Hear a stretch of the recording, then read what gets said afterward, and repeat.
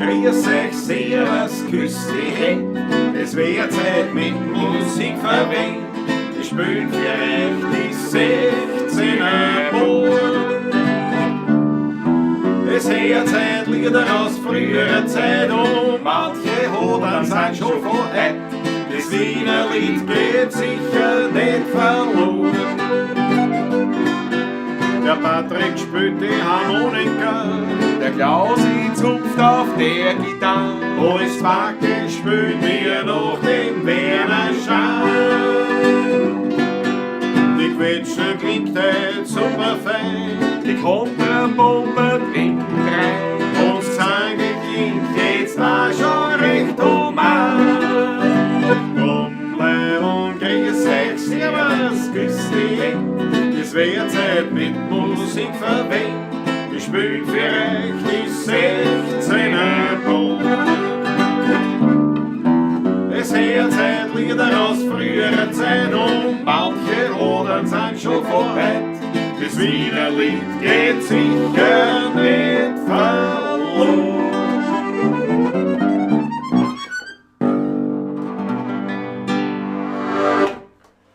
Jawohl, grüß euch Gott zu einer Pavlatschen wieder einmal. Montag ist es 20.15 Uhr, Weintime, Primetime, Jawohl. aus dem Studio Donaufeld. Grüß euch gut. Nummer 242 heute schon. Jawohl. Das Viertel ist bald voll. In 8 Wochen haben wir 250. Sendung. Grüß euch gut auch von meiner Seite. Herzlich willkommen im Studio Donaufeld. Ich merke gerade, es schaut so schwarz aus. So blaue Hosen, aber es schaut so aus. Schwarz in schwarz mit schwarzer Sessel. Habe die Ehre. Ich bin heute auch so ganz in schwarz, ja. Nein, existenziell ist nicht. Der Wasser. Künstlerschwarz. Künstlerschwarz. Jetzt kommt dann nicht wieder die Zeit für mich mit dem Rollkragenpullover, nicht? Der Existenzialisten-Pullover, nicht? So Richtig, für mich richtig. dann wieder die Zeit, ja. Richtig, dass man uns das in den intellektuellen Künstler Rock kauft. Ne? Natürlich, ja. Das muss man schon sagen. Heute, ich habe das gestern schon geschrieben, in den sozialen Medien, Wahltag! Jawohl. Es werden neue Seiten aufgezogen, nämlich auf meiner Kontragitarre. Und schaut sich das an. Allein schon wie es glänzt, schaut euch das an. Weil putzt habe ich es auch. Ich bin stolz auf dich, Klaus. Wirklich, ich bin wirklich stolz. Schau. Und weißt du, die Buntstabeln, alles mit der Stahlwolle, schön. Und die Striefbredel, weißt du, schön wie es geht. Das ist der ganze Schweiß und der Ja. Talg, das Fett von der Haut, alles was Oder wie wir so sagen, der Dreck. Ne? der letzten Monate, der heißen Monate sozusagen, alles wieder herunten ist. Super. Instrumente gehören gepflegt. Natürlich. Das ist so, ja. Neuer Satz. Wer Interesse hat, was ich da verwende, heute in der Früh, haben wir das gemacht auf unseren anderen YouTube-Kanal, nämlich 16er Burm Insights, wo wir ja Montag bis Freitag in der Früh ein Plauschall halten, ein Live-Stream-Plauschall. Dort habe ich darüber aufgeklärt, unter anderem natürlich, welche Seiten ich warum verwende und welche es als Alternativen gibt. Ja, genau. Also, wenn es interessiert, schaut eine. Ja, interessanter Beitrag hätte gewesen. Ja, wen es halt interessiert. Nicht? Musiker. Ist halt natürlich, nicht? Es war aber nicht lang. Also, aber auf jeden Fall, das war der Hintergedanke. Schau, und bevor ich reinschaue, Wolfsberg und UTV, jawohl. Guten Abend, Leute, aus Batumi in Georgien. Gerade vor 20 Minuten habe ich nämlich ein TikTok gesehen, wo er aus der Türkei, also wo er geschrieben hat, Türkei war leibend, aber jetzt ist er in Georgien mit seiner Husqvarna Norden 901 und wunderschöne Bilder, Drohnenbilder, also auf höchstem Niveau.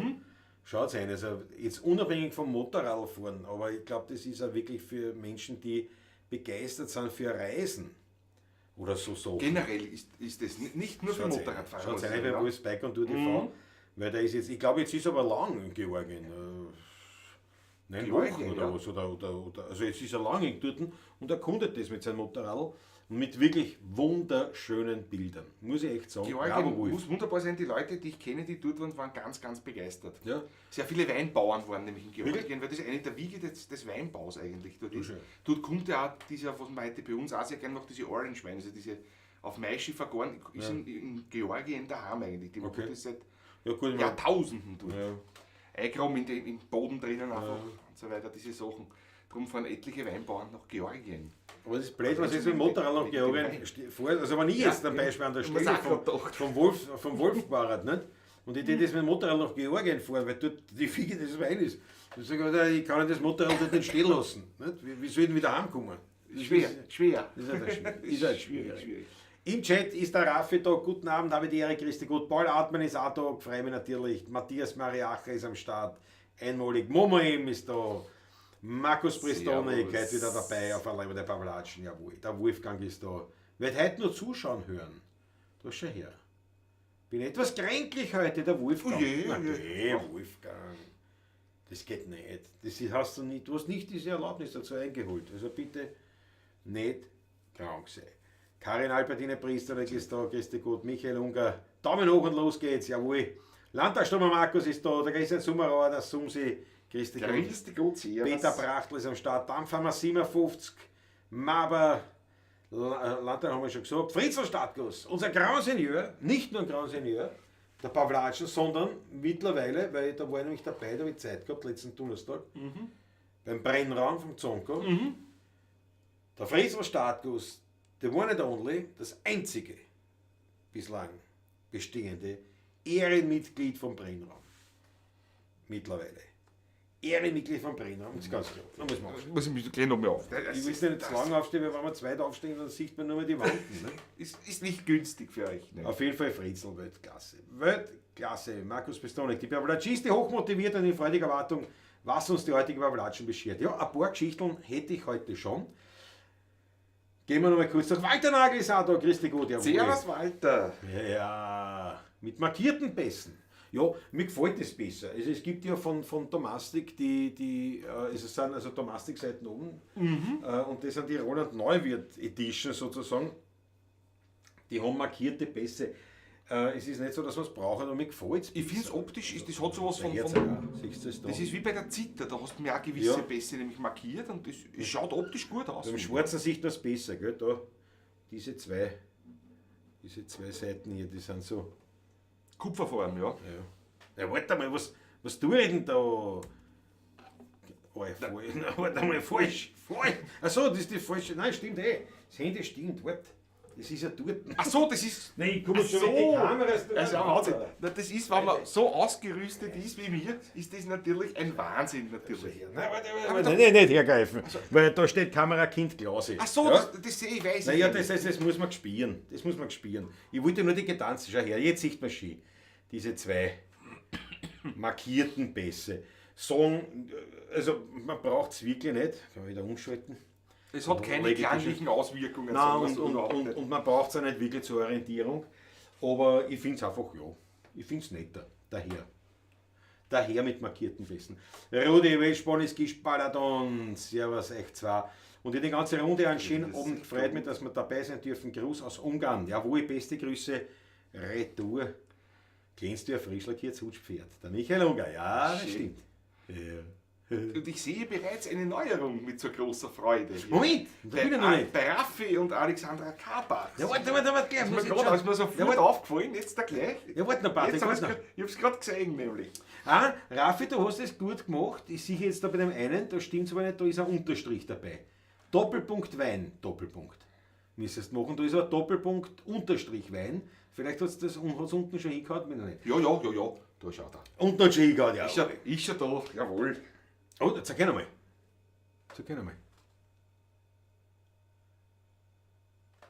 Okay, nein, dann sehe ich es nicht. Alles klar. Dann sehe ich nur den Schriftzug. Sehr gut. Hochhofen Freude. Ich muss jetzt erst noch die Freunde begrüßen. Hochhofen Freude ist der David, grüß dich gut. Ludwig Sass, Maggie Pemperton aus Luzern, grüß dich gut. Alexander Hauser ist am Start, jawohl. 3 bis 4 Wochen will ich in Georgien bleiben, eventuell mit einem Abstecher nach Armenien. Weltklasse. Klasse. Und ich kann nur wirklich empfehlen, schaut sich das an. Also allein diese TikTok-Videos mit diesen Drohnenshots und so weiter, es ist schon geil. Durch die georgische Bergwüste oder wie man das sagt, Wahnsinn. Alexander Hauser, Alexander Kabach. So, wo sind wir denn? Chantal Schwarzbauer ist auch da. Das ist ja was, grüß dich. Extremschackler, jawohl. Servus, Michi. Grüß Gott, guten Abend. Mit der Nagel, Michi Unger. Habe ich Ulrich, ist einer. So. Ich glaube, jetzt hast du alle jetzt, ja. Raffi, Alexander Kabach, schön, dass du Mitglied bist, ja. Was hat es damit auf sich? Ich habe es also gesehen, es gibt bereits ein weißer Spritzer-Emoji. Und wer hat's gemacht? Natürlich. Natürlich, ich habe es gemacht. Das ist selbstverständlich.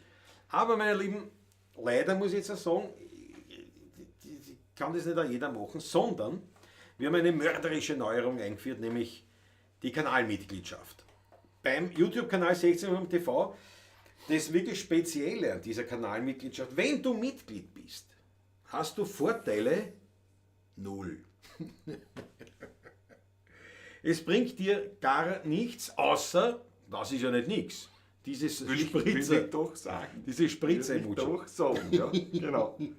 Ja, also man kann jetzt, wenn man sagt, man will uns unterstützen, die Größenordnung ist folgende, also es gibt diese Kanalmitgliedschaft über YouTube, das kannst du anklicken, dann kannst du dieser Kanalmitglied werden und kannst eben für den mörderischen monatlichen Preis für 4,99 €, das ist ein vorgegebener, also es gibt mehrere Beträge, aber die sind vorgegeben.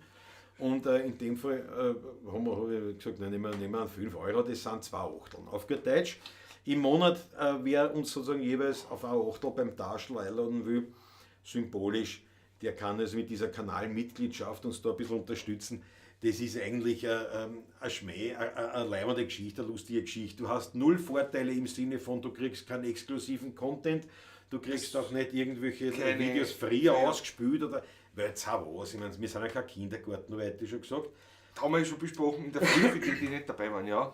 Ja. Und wir wollen ja das Wienerlied wirklich und das Vollbringen und das Außebringen einfach. So ist es. Das soll für jeden zugänglich sein. So ist es. Aber wir wurden von einigen Fans gefragt, wie kann man es unterstützen, und das wäre sozusagen zum Beispiel so eine kleine Möglichkeit, wo du dem sagst, erst pass auf, ein Achtel, ich zahle einen Achtel im Monat. Ja? Das kostet, man kann natürlich jederzeit wieder aussteigen, das ist also alles ein komplett Ding. Ganz Und von einfach. YouTube gibt es da, weiß nicht, 1000 Sachen, was man da machen könnte und was man dann exklusiv und dann verschiedenste Statusvarianten der Mitgliedschaft, also bis zum VIP, bis zu Tausende von Euros oder was weiß ich was. Ich habe gedacht, nein, unser Content bleibt, wie es ist, frei. Für alle, die sich interessieren dafür, bleibt Genau. es offen und zugänglich. Und auch sozusagen unser virtueller Hut, also wenn wer was zahlen will und so, bitte dann macht's das auch, wenn euch die Musik gefällt und wer sagt, na das gebe ich mir, die 5 € im Monat, die 4,99 €, Bitte genau sein, ja. die rucke einfach so als ein Ding um. Ein schlichtes,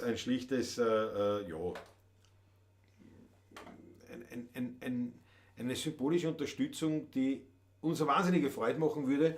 Und ja, ob es da, wenn wir mal viele Kanalmitglieder wären, vielleicht macht man dann irgendwas, was sozusagen jetzt irgendwas halt was vielleicht exklusiv zunächst ist, oder irgend sowas, weiß ich nicht. Da gibt es ja Livestreams auch nur für Kanalmitglieder, keine Ahnung, ob man sowas macht.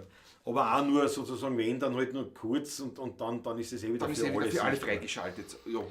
Also es wird nie einen ganz Content exklusiv geben, der definitiv nur für eine Gruppe von Leuten ist. Das wird es nicht spielen bei uns, das machen wir nicht, aber wie gesagt, das ist möglich. Und weil ich zum Beispiel jetzt auch sehe, in Rudi Korbes, muss ich sagen, Rudi, dank der Schäbe. Jetzt erst gesehen, im September hast du einen Schmartis wachsen lassen mit dem Hinweis, kein Tippfehler. Rufzeichen, danke dafür. Danke. Eine sehr großzügiger Beitrag. Danke dir vielmals.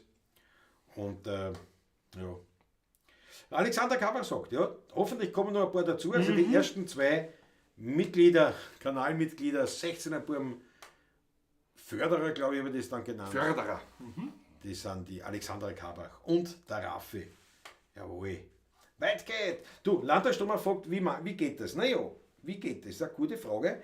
Wenn du auf unserem Kanal bist, da hast du ja dann so diese Buttons, wo man abonnieren kann und so weiter.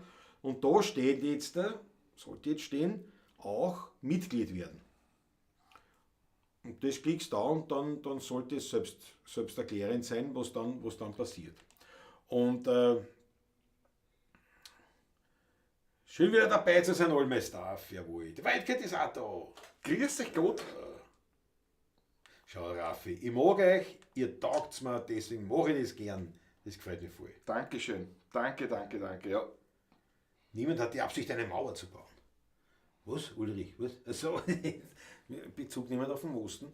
Nein, das ist wie gesagt wirklich nur weil ihm wirklich einige gefragt haben. Das war doch eine Geschichte, wo das gleich so abbucht wird, nicht weniger. Jetzt natürlich würden wir schon hoffen, dass wir mehr im Monat von dem einen oder anderen bekommen als nur 5 Euro. Nicht? Aber das ist ja wurscht, das ist ja diese wir haben es ja gesagt, Das ein ist... Achtel beim... Ja, genau, gehen wir ein Achtel. Apropos Achtel. Ja, apropos Achtel. Stichwort Nummer 2. Soll ich mich zum Kühlschrank Ja, begeben? ja, oder fangen wir da an einmal. Das Fangen wir ist- mit dem an. Da ist natürlich dann... Naja, aber ich will Aber- dann aufhören, da weißt du nicht und sagst, Wir nein, fangen jetzt mit- geht's fangen wir mehr mit für dem nichts an. mehr. Fang mit dem an. Erzähl. Ich habe da vor einiger Zeit ein Geschenk bekommen von einem lieben Freund, von Hansi Mühlbacher. Und zwar was Besonderes. Und zwar ein 2014er vom Rad eine Trockenbeerenauslese. Eine rote, ein Rösler. Und die habe ich gestern geöffnet und habe gekostet, wie man sieht. Also wirklich gekostet. Und der hat mir so gut geschmeckt, dass man gedacht, das kann ich doch dem Klaus und der Uschi nicht vorenthalten. Nachdem er heute Montag kommt, die heute herkommt, nimm ich den mit und trink mir den einmal zwischendurch, kost mir den einmal zwischendurch. Das ist wieder ein Kollege. Trockenbeerenauslese. Restzucker 193 Gramm pro Liter. Also es sind fast 20 Decker Zucker am Liter drin. Aber nicht aufgezuckert, sondern allein von der Traube. Es ist unglaublich. Bei einem Sechzehntel von diesem Wein ist die ganze Low Carb Ernährung im Arsch. Ist für heute ist wurscht. Also das kann man heute anhageln quasi. Einmalig. Ich gieße ein Schlückchen ein. Ja. Gieß. Weil da werden wir auch gleich den ersten Schluck der Wildcat widmen, die zum einen gleich mal glaub, es ist 5 Euro reingehauen hat. Dankeschön. Nicht weil ich neidisch bin, aber Die zum einen 5 Euro reingehauen hat. Du bist jetzt nicht gekommen zum Fingerheben, ist schon klar, weil du warst jetzt abgelenkt. aber ich kann, das kann ich ja nachher noch nachholen jetzt. Also, Ja. Und Mami hat es wieder erwischt. Mit Covid-Party. Gruß von Sani und Mutzi. Erstens danke Sani und Mutzi. Die Nymphensittiche, die einzigen Nymphensittiche ever, also muss man sagen, die noch lebenden. Wir hatten ja Roy und Mäusle, Mäusle, danke, ja. Zwei beim Mississippi. Roy und Mäusle, die ja schon im Nymphensittich Himmel weilen, aber Sani und Mutzi sind da. Und das Spannende, sie sind nicht nur Wiener Lied-Fans, sondern eben nicht einmal in Wien daheim, in Deutschland. Und Mami ist die Wildcat. Und die Wildcat hat Covid erwischt. Das ist ja Wahnsinn. wie gesagt, Bitte. aber einige momentan, ja, auch in meinem Umkreis. Also, Freunde, das ist- warte, jetzt müssen wir auf. Ja, jetzt stehst du mir zweimal an. stehst Ich du mal hab's zusammen. gerade gesehen auch, ja. Jetzt stehst du mal an. Schauen wir jetzt einmal auf die Wildcat. Und ihr kennt ja zur Genesung der Wildcat. Rote Achteln oder weiße Spritze reinhauen, je nachdem. Sehr zum Wohl und gute Besserung. Und danke, Wildcat. Alles Gute, danke. Ja, naja, gut, das ist natürlich. Oh. Der ist ja schon süß in der Nase. Das ist unglaublich. Das ist Aber wie Traum. fruchtig das noch ist, und der ist 10 Jahre alt, ne? Und diese Fruchtigkeit ist immer noch da. Das ist wie ein Traubensaft, ein aufkonzentrierter fast.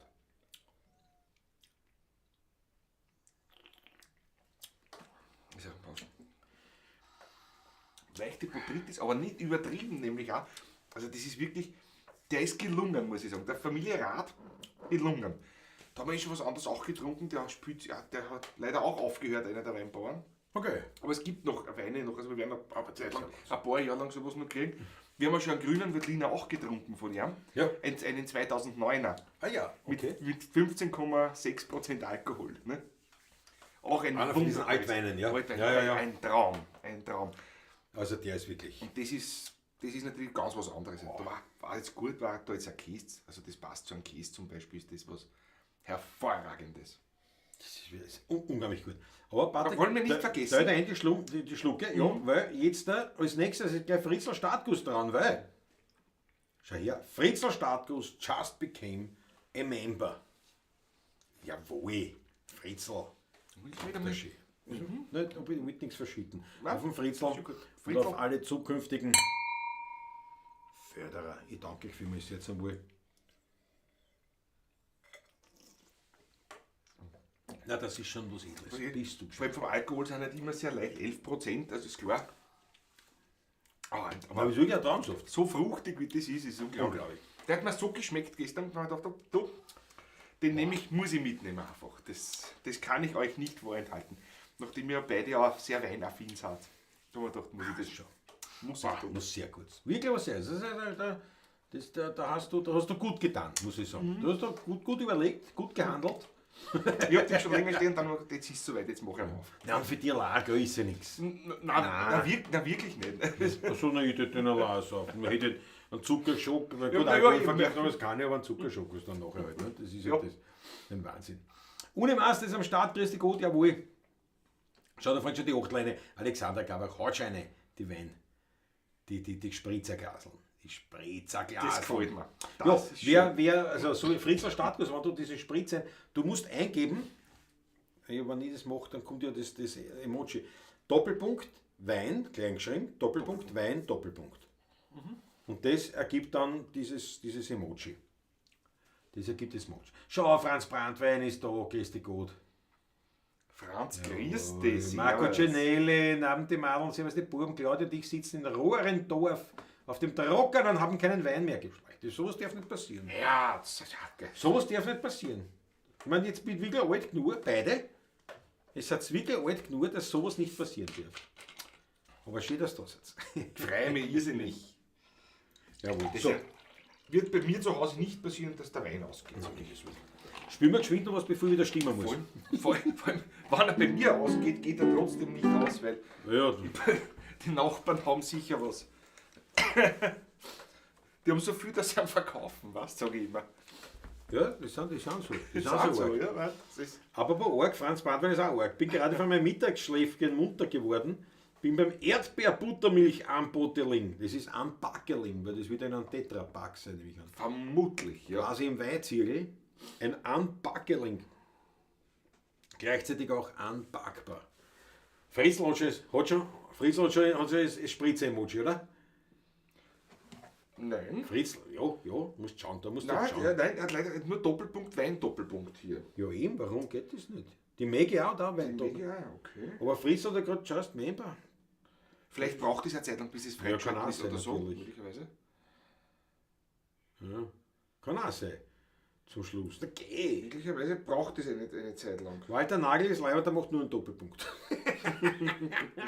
Olme Staff sagt, die hatte am Tisch früher immer eine Feinschmeckerplatte, weil da einem das Wasser im Mund zusammengelaufen ist. Na, Toni, im Studio Donaufeld eigentlich nie oder sehr, sehr selten, aber in der Klause wieder. Und am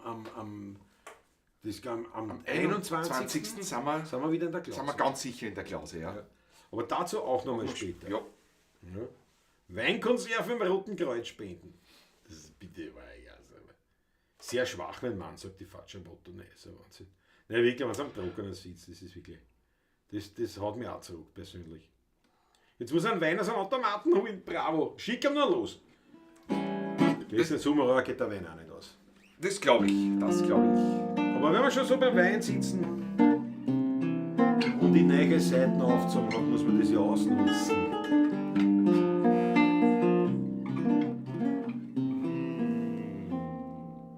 Beim Wein darfst nicht fad sein, beim Lied musst schön stark sein, sonst hast du nur die halbe Welt. Beim Plaudern musst lieb sein und beim Busseln ein Dieb sein. Du ist das nicht, du willst das später einmal wein. Das Leben ist ein Hutschen, einmal einmal und am schnellsten verfliegt oft eine glückliche Stunde. Drum darfst niemals fad sein, kommt das Glück, muss schön stark sein. Nagels an, weil sonst fliegt's da davon.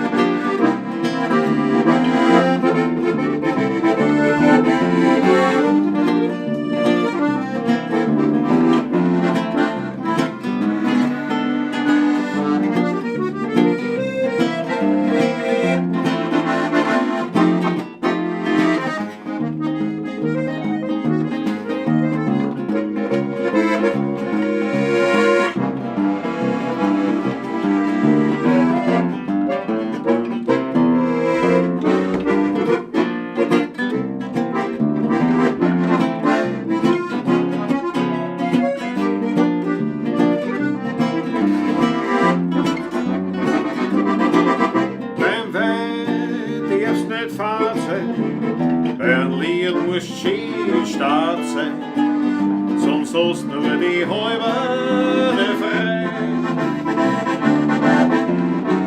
Beim Plaudern musst lieb sein und beim Bussen lieb sein, tust das nicht, tut's das später einmal leid.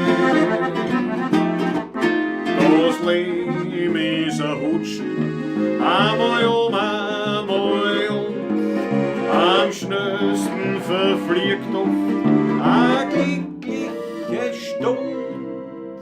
Drum darf's niemals fad sein, kommt das Glück, muss schön stark sein.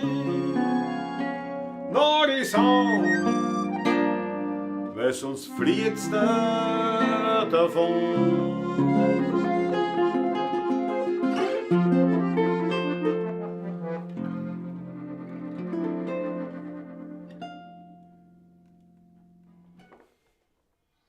Das klingt ja mit den neuen Saatenglas. Das ist ja Ist ja geil. ein Genuss, noch ein größerer als Ist ja normal. geil. Schon, ist es nicht. Ich sage, die Achtel von einer Tag schön. Die Achtel fallen rein, die Spritzerglaseln fallen rein. Wirklich wahr? Ja. Patrick, siehst du es ja? Sehe ich, beim Raffi sehe ich es zum Beispiel. Beim Raffi. Ja, aber dafür wissen wir schon, dass es geht. Bei den anderen ist die Frage. Ja. Und die Alexander sagt auch, für das Emoji kann man auch rechts im Feld, wo man den Text eingibt, auf den Smiley drücken, da ist auch der Spritzer mit dabei. Wirklich wahr? Das war auch leibend. Es wird dabei sein, mir wird nimmer sein, sagt der Allmeister. Jawohl. Aber zum Beispiel, also, na, hast du jetzt mehr als nur Nein, ich schau gerade noch, nein, nur Raffi. Ja, ja. Ich schau, ne? Raffi und Alexander Kabach, ja. Als Mickey fürs Emoji kann man auch rechts. Also ich sag die. Ja. Aber irgendwas scheinbar. Ja, vielleicht dauert das. Und es wirklich dauert, eine bis Zeit, das ja. freigeschalten ist oder so. Auf jeden Fall Vermute ich jetzt geht einmal, das ja. nur dann, also dieses Doppelpunkt Wein, Doppelpunkt, geht nur dann, wenn man eben Kanalmitglied ist. Also das ist tatsächlich der wirklich einzige Vorteil, wann das ein Vorteil ist, weiß ich nicht, aber sagen wir mal, das einzige Gimmick, das man haben kann, wenn man eben Kanalmitglied ist, dann ist es eben Das ist dieses Spritzerglasel-Emoji. Ja. Der Ulrich sagt, Spritzer geht nicht. Ja, ich kann es ja nicht sagen, wie es geht, aber es muss grundsätzlich schon gehen, weil sonst den der Raffi und die Alexander nicht haben. das geht, ja. Aber die haben das in der Früh schon gemacht, bei unserer Morgensendung. Und das ist ja doch ein paar Stunden her, ne? Jetzt könnte es sein, dass das ein bisschen dauert, bis das freigeschalten ist oder keine Ahnung, noch, was das geht, oder bis abbucht ist, bis eure Kreditwürdigkeit Überprüft wurde, sozusagen, weil man 4,99, Entschuldige, das kann man nicht einfach so, ne? Das geht nicht. Um Gottes Willen, ne, was? Geil. Aber auf jeden Fall taugt mir es sehr, dass so viel draußen sind. Gefällt mir sehr. Wird schon funktionieren, wir werden es ja sehen. Auf jeden Fall, ich blende es einmal ein, dass ihr seht, wie es ausschaut. Also, ihr habt es schon gesehen. Oh, da ist alles dunkel. Dass man es gescheit sieht schon. Spritzerglasel. Und man hat da natürlich, weil es gibt ja dann auch diese Möglichkeit, oder nicht die Möglichkeit, sondern man wird dann markiert, mehr oder weniger. Ich sehe nur gerade, man sieht es halt leider nicht da in der Software. Da sieht man es leider nicht. Alle anderen Sind sie dir hervorgehoben oder was? Ja, Oder ja, was? die haben das Zeichen von uns, Das das auch? Achtelzeichen, ne? Das ist Und daneben. farblich hervorgehoben. Ja, genau. Ja, genau. Das sehe ich leider da nicht. Aber auf jeden Fall, das ist dann auch, das hat man auch schon her. Dieses Symbol, das rote Achtel, damit wir das nicht vergessen, ist natürlich auch mit drinnen. Das.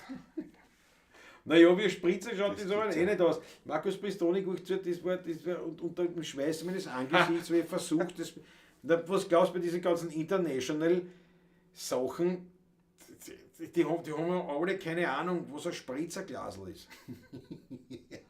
Ich habe mein Bestes versucht, wirklich. Ich habe mein Bestes versucht.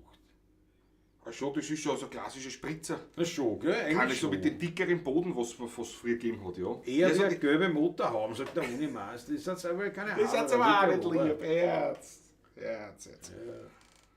Alexander Hauser sagt, der Franz hat mir gefällt, der Motor reagiert da, gell? Der Franz Brandwein, ja, und so ein. Ja, was ist da los? Ring sie auf über meinen Gespritzten. Das ist ja Wahnsinn. Aber schaut, was ich mir da angetan habe für Arbeit. Und bitte, künstlerisch wertvoll. Künstlerisch wertvoll. Es geht sicher nur mit Online-Banking oder mit Kreditkarte und leider kein Schlitz im PC, wo ich Bares einwerfen kann. Naja, das ist natürlich klar. Es wird wahrscheinlich so an dem, irgend sowas wird es sein. Aber trotzdem, naja, es wird dauern. Das vermute ich, ja. Wir haben auf jeden Fall gesagt, wir probieren es einfach aus, bevor wir da lang herum forschen, machen wir einfach das und schauen wir mal mit eurer Hilfe, dann sehen wir wie es geht oder wie das funktioniert. Mhm. Das sieht man Man sieht nur gelb, das Glas ist nicht zu sehen. Naja, da ist, aber das ist in schwarz. Das muss man, da muss man halt da irgendwo was weiß ist. Da so. Jetzt siehst du es aber schon in schwarz. Und ich weiß, der Wahnsinn. Manfred Kraft ist der abgesagte Chorprobe. Sei Dank, ich kann wieder einmal lautstark Servus an euch alle sagen. Das gefällt mich sehr. Servus, richtig. Schön, dass du dabei bist. Schade, dass auch gesagt worden ist natürlich nicht, aber umso mehr freuen wir uns, wenn du bei uns bist. Das ja. So, Walter Nagel. Aus der Hilfe. Mit einer Kanalmitgliedschaft können Zuschauer gegen monatliche Zahlungen Mitglied eines Kanals werden. Genau. Und erhalten auf exklusive Vorteile wie Badges und Emojis. Genau. Also, sonst kriegst du bei uns keine Vorteile. Einfach nur eigentlich diesen Badge und den Emoji. Mehr ist nicht. Mehr ist nicht, weil ja, habe ich Haben wir schon gesagt, der Rest soll ja für alle so bleiben. Und ich sage, der Preis ist 4,99, also wir haben das eben an dem bemessen. Ein Schaumgachtel beim Taschler für jeden. Das passt. Kleinen Schluck noch mal einwerfen. Ich hab gerade einen genommen, ja. Weh. Aber ich muss immer dann ein Wasser, weil zum Singen ist der nicht förderlich, weil das wirklich vom Zucker derartig ist. Es pickt die Zunge am Gaumen, ja. Aber sehr angenehm. Wirklich angenehm.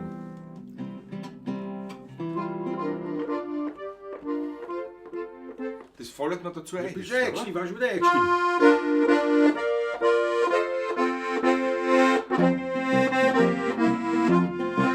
Ich bin ein Habertanz, ich halt nichts auf den Pflanz.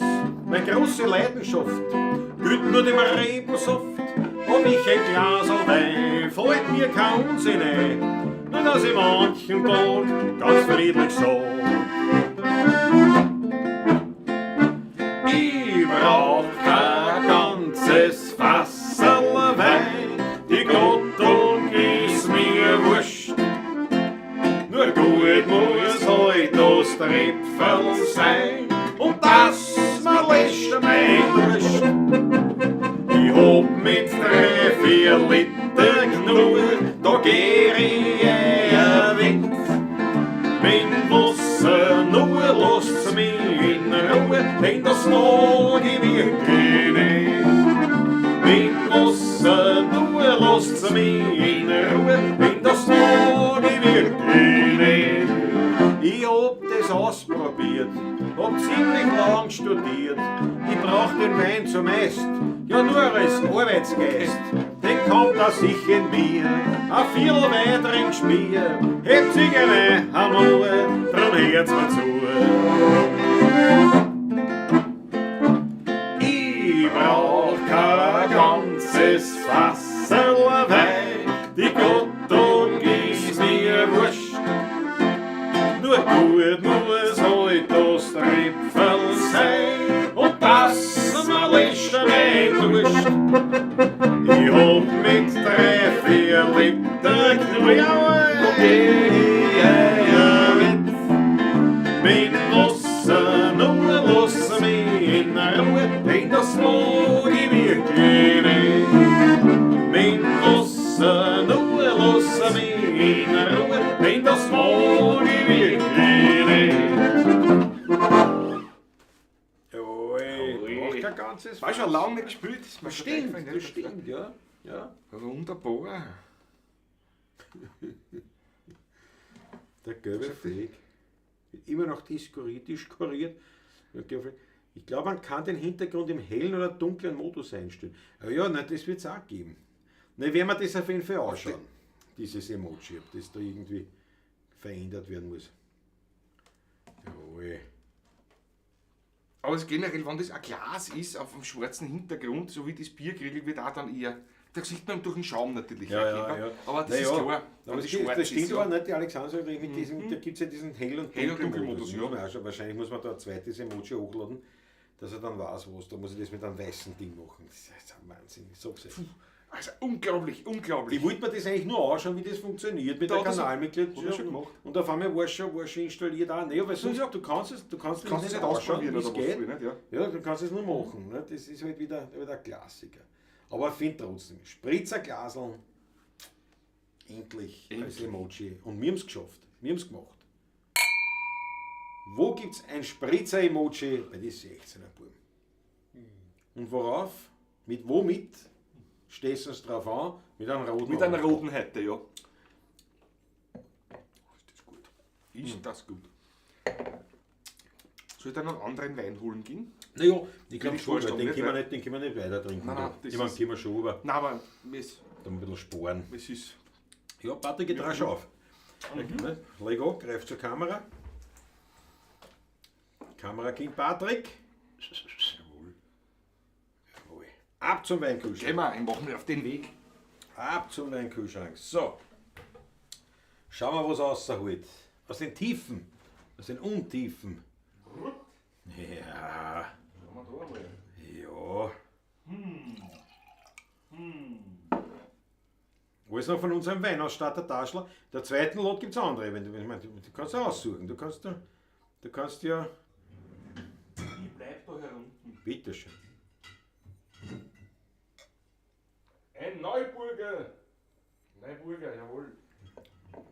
Neuburger hat er gesagt. Ich weiß nicht, ob es das Herz, aber der schreit da rein in den Kühlschrank. Weißt du? Neuburger, das Mikrofon habe ich da, Hans. Ja, eben, nicht drum, ja. Ja, da ist er. Da ist er. Jawohl. Molik, so. Warte, ich mach das Kamerakind beim Öffnen. Neuburger 2023er Ried Grinzinger Piesenkopf. Gefällt mir. Piesenkopf. 14 Volumensprozent. Oh, das habe ich einen guten Griff gehabt, nicht wahr? Also, 14 Volumensprozent, ein 23er. Schau mal eine. ja, na schauen wir halt. Patrick strengt ja an. Aber bitte scheiß dich nicht an dabei. Nein. Ja, optisch war es schon gefährlich. Ich hab mein Glas gespielt mit noch einem, nicht. aus der Tasche her. Dem dreisten Weindieb auf der Spur, mega pampert, was für ein Weindieb. Wo ist der Weindieb? Die machen wir fertig. Ja, Wahnsinn. Schaut da was an. So, gehen wir jetzt hin. Kannst du jetzt endlich den anderen Wein einschenken? Ich muss ja auch spülen. Naja, oder? das ist ja Wahnsinn. So. Na komm. Gut Wein. Abst. Ja.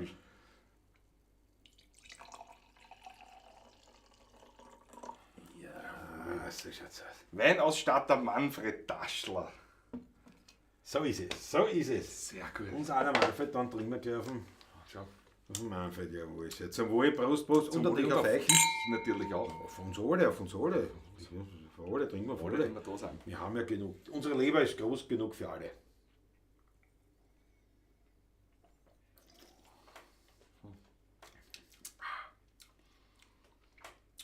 Ja, jetzt Resch drauf natürlich, Resch, gell? Ja. Neuburger bisschen, aber einen schönen Schmelz auch. Trotzdem. Also ein bisschen bitter auf den Rösel, wirklich auf die Trockenbeeren, das ist ein bisschen schwierig jetzt. Es ist nicht die optimale Weinabfolge, aber, Habe ich aber vorher erwähnt. Also ja, das aber, das ist klar. aber mit zweiten Schluck. Geht schon. Mit zweiten Schluck ist er schon wieder erledigt da. Puh, aber der hat's da. Okay. Ja, ist ja ganz. Ja, Warte, ja, okay, ja. angenehm. Ich krieg Ja, schon wir- auch die Reso. Wärmt das Bauchel so schön. Den Magen, ja. Wirklich. Wirklich so Ja. angenehm. Ich Ja. weiß nicht, in den Magen schon. Ich weiß, Nein, wärmt schön. Der Alkohol, ja. pass auf, jetzt einmal, ich muss was einblenden. Ja, das ist es da hier nämlich. Tag der offenen Ateliers, meine Ja, Herrschaften. Tag der genau. offenen Ateliers. Das ist jetzt, wie soll ich sagen, eine spezielle Geschichte. Da geht es jetzt um Folgendes. Ich muss ein bisschen kleiner machen. Ich werde es auch noch posten.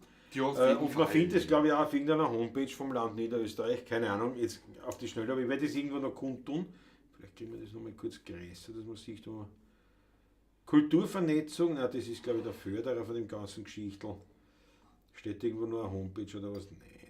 Aber ich werde es nochmal genauer posten. Es geht um Folgendes. Muss ich wieder kleiner machen, dass man es sieht. Genau genommen geht es eigentlich um Eine private Geschichte. Um deine Mutter auch. Um eine Mutter. Ja. Eine ganz private Geschichte ist es jetzt da, und zwar am 19. Also da steht 19. und 20. Oktober ist diese Tage der offenen Ateliers. Und unter anderem auch in Dernitz bei Neunkirchen. Ja, da ist meine Frau Mama, die Gerda Steurer auf dieser Einladung, ist sozusagen zu Gast bei der Eva Brunner. Eva Maria Brunner, bei der Brunner Eva, mit mir. Und bei der Waltraud, also die Waltraud ist auch Gast dort. Das sind Freundinnen und Künstlerkolleginnen meiner Mutter, die oft Keramik gemacht und miteinander gemalt haben und was weiß ich, was alles Mögliche. Und eben in ihrem Atelier gibt sich auch meine Frau Mama ein Stell dich ein mit ihrer Buchfaltkunst. Kann ich da was herzeigen, damit man weiß, was da gemeint ist. Man braucht ja nur nach hinten schauen eigentlich. Das ja, und da sieht man so schlecht. Was ist doch schlecht? Na, hol dir ein anderes Werk. Jawohl. Ich bin ein muskulöser Ein bisschen aufgeschlagen, das macht nichts, du machst das schon. Schau her. Na, das passt natürlich zum Wein auch jetzt dann natürlich, klar. Warte, Patrick, Kamera. Jawohl, Kamera, jawohl, bin schon Patrick, Kamera, bin schon da. Achso, warte, da muss ich das wieder weg. Warte, Moment. Muss ich ausblenden Jawohl. kurz. Da schau her. Das zum Beispiel, eben das ist eine Buchfaltkunst, unter anderem natürlich mit Cheshauberl. Beim Jawohl. 16 immer mit Cheshauberl. Und, warte, ich spiele wieder. Stehst du her? Das geht sich aus. Ja, das geht sich aus. Und also meine Mutter macht das. Meine Mutter ist ja 84, nicht? Also da muss ich nicht mehr allzu viel machen, aber macht sich gemütlich. Und worum es jetzt geht bei der ganzen Geschichte ist folgendes. Am 19. Oktober, also am Samstag, spielen wir beim Tag der offenen Tür im Skonarium in Bad Schönau. Das ist eine Verbindung kleine Geschichte. trennen oder nicht trennen? Nein, nicht trennen, um Himmels Willen. Dann können wir nie wieder schauen. Also Anfrage doch. Das ist Wenn es keine Anfrage, das wusste ich jetzt nicht. Nein, aber sonst muss ich wieder leicht verbinden. Ne? Dann kann ich wieder herumscheißen, bis ich das Nein, nicht notwendig. Also am 19. spielen wir im Skonarium in Bad Schönau, 15 Uhr steht bei uns auf der Homepage. Wer Lust hat vom Tagesausflug, wir spielen dort gemeinsam mit Peter Meissner, eine Legende von Radio Niederösterreich, mit dem sind wir schon zweimal aufgetreten. Ja. Und eben im Skonarium? Nein, im Skonarium nicht, sondern halt in Bad Schönau. Im Skonarium noch nicht gegeben. Richtig, ja, genau. Also das ist, ich sage jetzt mal, ein 2-Stunden-Programm ungefähr, wo wir halt da mitspielen. Das ist im freier Eintritt dort und alles mögliche, eine leibende Geschichte. Und die Jugend verabschiedet sich in den Schlaf. Morgen erster Arbeitstag, da muss man ausgeschlafen sein. Gute Nacht, Chantal, unbedingt. Und was Daumen sind gedrückt. Toi, viel Spaß. Jawohl, unbedingt. Morgen haut's noch eine bitte für die Chantal. Morgen beginnt die Lehre. Der erste Tag als Lehrling. Und da muss ausschlafen sein. Da ist brav. Haut's eine bitte rote Achteln, respektive natürlich weiße Spritzer für die Chantal. Dass er einen guten Start hat in die Lehre. Wir wünschen da alles Gute. Bin überzeugt davon. Unbedingt. Wir sind schon gespannt auf deinen Bericht, natürlich. So, wir werden hören. Skyfall hat schon. Guten Abend, Skyfall, jawohl. Servus. Ja, und auf jeden Fall, da spielen wir im Skonarium in Bad Schönau. Jetzt ist der Patrick draußen, jetzt haben wir gesagt, pass auf, am Montag machen wir natürlich gleich Sendungen von draußen, inklusive Paulatschen am 21. Inklusive natürlich gleich intensiven Probetagen und so weiter. Ja, genau. Ne, und am Sonntag haben wir gesagt, da gehen wir mal essen. Vielleicht haben wir auch Proben schon ein bisschen am Sonntag. Wahrscheinlich werden wir mal essen gehen. Und dann werden wir uns ins Atelier begeben. Und dann werden wir, wir werden so circa ab 14 Uhr, werden wir auch anwesend sein. Und wer seinen Ausflug machen will, irgendwo ist, und sagt, das gebe ich mir, ich schaue hin, ich möchte die Mama vom Klausi kennenlernen, ein bisschen einen Stuhl haben. Und ich sage euch eins, das zahlt sich wirklich aus, die Dame kennenzulernen. Ja. Absolut. Gut, ich kenne sie schon lange eigentlich. Ja, nicht? Ja. Aber für alle, die sie noch nicht kennen, das zahlt sich aus. Das stimmt. Und wir werden ab 2 dort sein. Also ein Meet and Greet quasi, was die Eva nicht weiß, ist, dass wir die Instrumente auch mitnehmen werden und bei guter Gelegenheit, wenn es ist, wenn es passt, vielleicht macht man sogar die Instrumente aus dem Spielen oder Regel. Also das ist aber rein eine private Geschichte. Wie gesagt, ich werde es nochmal auch auf Facebook und Twitter und Instagram und was haben wir noch, LinkedIn teilen. Ich werde es auch, ich werde es auch veröffentlichen im Community-Tab von unserem Kanal, vom YouTube-Kanal. Ja. Da gibt es ja auch diesen Community-Tab, nicht den Tab, sondern Tab. So Nachrichten, da kann ich das eine stellen, falls dann jemand schauen will, wo das ist und so weiter. Ich werde es auch teilen in meinem Freundeskreis auf WhatsApp natürlich. Sehr Und gern, sehr der gern. Paulagistik-Gruppe wird das sicher auch geteilt werden. Der Georg wird das sicher machen, glaube ich. Bin überzeugt davon, auf Facebook auch wird das überall. Nein, aber überall zu finden sein, ja. dass wir einen Stuhl haben. Nicht? Also es geht um das, einen Stuhl haben dort. Wir sind dort privat. Die Instrumente werden im Auto mit dabei sein auf jeden Fall. Und erst wenn es es ergibt und wenn es leibend ist, sozusagen einfach, falls jemand einen Ausflug machen will oder immer am Vortag sogar schon ins Kanarium kommen will. Wie gesagt, da ist aber der Auftritt wirklich relativ kurz. Oder halt das. Aber mit Meißner, das ist natürlich schon eine Gaudi. Dann werden wir schon was machen. Auch zu empfehlen. Ja. Absolut. Und wahrscheinlich werden wir dort auch nicht gleich heimgehen. Also wird auch noch ein bisschen ein Hit sein. Ein bisschen eine Plauderei werden wir noch zusammenbringen alle, ne? Das garantiert sogar. So, Ja. das war eine jetzt einmal dieser, schau die Achtel von eine für die Chantal. Jawohl. Für den Start ins Lehrlingsleben. So, jetzt müssen wir spielen, bevor wir wieder weiterkommen zu den nächsten Ja. Themen. Ein Wahnsinn. Warte mal, das muss ich einblenden. Natürlich den Förderer. Paula Cheese, die Förderer muss ich einblenden da, Jawohl. weil den lasse ich da in der Mitte. Dass man immer fragen kann, was ist denn das? Dann kann ich sagen, ja, Kanalmitgliedschaft. Was soll denn das? 4,99 €. Na gut, aber ich habe mir das schon ausgerechnet. Also wenn wir jetzt Hausnummer 10.000 Kanalmitglieder hätten, na, das war Geschichte.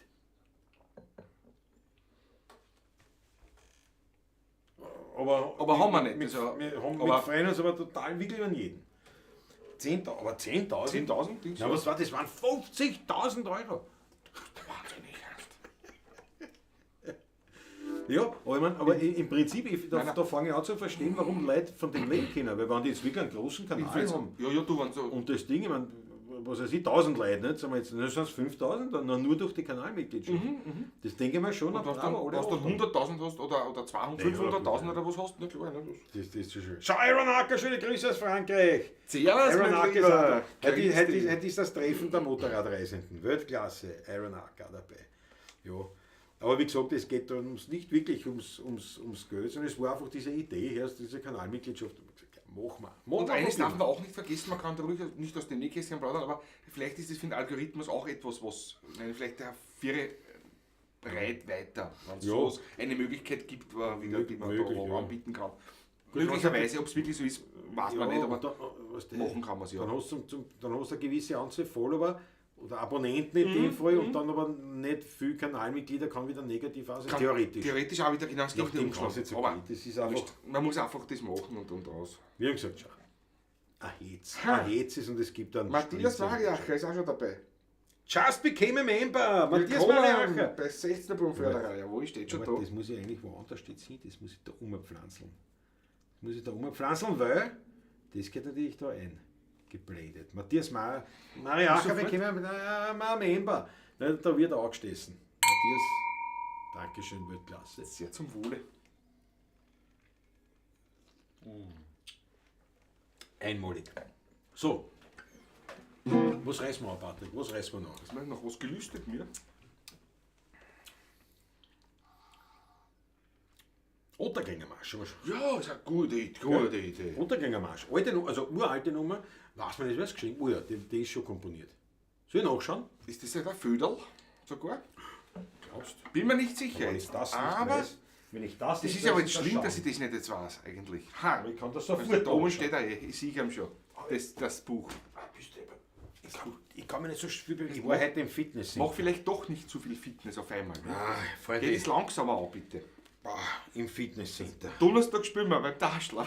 Da müssen wir Vize beide. Da bist du die gehen immer. Keine Ausfälle. Was das ist, Ausfälle sind gestrichen. Gröbere. Ja, aber sehr leibend, muss ich sagen. War sehr leibend. Da kriegen wir auch schon. Hast du schon gefunden? Moment. Bin ja kartiert. Da ist er schon. Du hast recht. Karl Föderl, oder? Musik Karl Föderl. Worte Walter Zorn. Der sagt mir nichts. Doch, aber- Föderl. Der Föderl, ja. Leider, oh ja, da, Copyright 1928. 1928, Wiener Arion Verlag. Das muss einer der ersten Föderl eigentlich gewesen sein. Ja. Ja. Da war er noch relativ jung. Das stimmt. In jungen Jahren geschrieben, der Föderl noch. Also relativ jung. Wahnsinn. 28, ja. Das Bald war 100 Jahre alt die Nummer. Steht jetzt, davor. ja. Ja. Was haben wir jetzt? 94, ja? 96 Jahre 96 alt. Warte, den spielen wir jetzt. Dem Föderl zu Ehren. Na Wahnsinn, das war mir nicht bewusst. Ich weiß nicht. Ich weiß.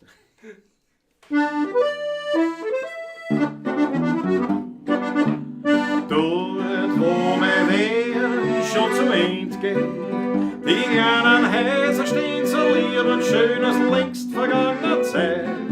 Dort, wo vertreibt aus den Garten ein süßes Lied klingt und gegenstimmt zu einer Gemütlichkeit. Dort, wo ein Dracher sein Glück findet, in Höller Sterne noch der Mond still lacht und Moststock gesungen wird, wo man ein Weidel trinkt. Da sind das Herzl schwingt und zwingen am Adel, die glückselig macht. Wo die Mitzi und der Fische Hans in grünen Garten nudeln runde wie ein Tanz. Und die Schrammen spülen so voller Schneid, die zarten Schmutzertanz der guten alten Zeit. Dort draußen in Ottergring lebt noch das alte Wien und der Hamur, der uns von alten ist als Erbter blieb. Dort lebt noch die Gemütlichkeit und das jetzigen Leid. Dort liegt der Wienerlied so süß und voller Innigkeit, wo's Weidel selig macht und steh das Glück dir lacht, wo du ein Lieder lauscht, das uns der Schramme ans hat gemacht. Dort, wo man nicht vergisst, dass man ein Wiener ist, das schöne Stück Alt Wien heißt Ottergring, jawohl! Jawohl, Karl Föderl zu Ehren. Auch einer dieser großartigen, dieser Granden der Komponisten aus der Wiener Szene. Ja. Das. Schau, der Franz Barton ist leibend. Wenn wir uns wieder einmal live sehen, drücke dann 60 in die Hand, das ist die Kanalmitgliedschaft für ein Jahr. Leiband, Franz Brandwein, Weltklasse. Franz Leiband, gefällt mir, danke. Franz, wirklich, Weltklasse. danke, danke, danke. Das schaut ja das an, der Marco Ginelli. Am Heimweg vom Weinkauf hätte mich mein Kätzchen beinahe umgebracht. Rennt mir das vors Vorderradl meines Fahrrads. Das steht davor. Drum fahre ich nicht mit dem Radl. Da schau her. Gut, das kann dann mit dem Motorrad auch passieren, nicht? Aber das ist. Gut, da fällt man nicht so hoch, also bei deiner, muss man ehrlich Ja, sagen. mit der Manke Das ist- voll mit der auf. Manke fast, ja. Das einzige Motorrad, wo du auffällst, wenn du stürzt. Hab euch ein paar Spritzer bei PayPal gesendet. Das mit der Kanalmitgliedschaft schaffe ich Depp wieder am iPad, noch am iPhone, muss man am Rechner schauen. Ja, vielleicht ist es am Rechner leicht, aber auf jeden Fall danke vielmals Landtagsstrammer Markus. Weltklasse, wir werden das schon hinkriegen. Mir fällt auf, Matthias Mariacher, da funktioniert es bereits, da sind bereits die Spritzerglaseln sich Du schau her. Ja, Okay. da hat das gleich offenbar funktioniert, sofort. Okay. Interessant. Aber ich lese da zum Beispiel Doppelpunkt Unterstrich Wein Doppelpunkt. Erst einmal bei denen, wo es nicht funktioniert hat. Probiert einmal Doppelpunkt Unterstrich Wein Doppelpunkt. Okay. Ich meine, das wüsste ich jetzt nicht warum, aber oder das müsste die Alexandra sagen, oder ob das bei ihnen auch so eingeben wird. Okay, das ist der Matthias so eingegeben, oder was?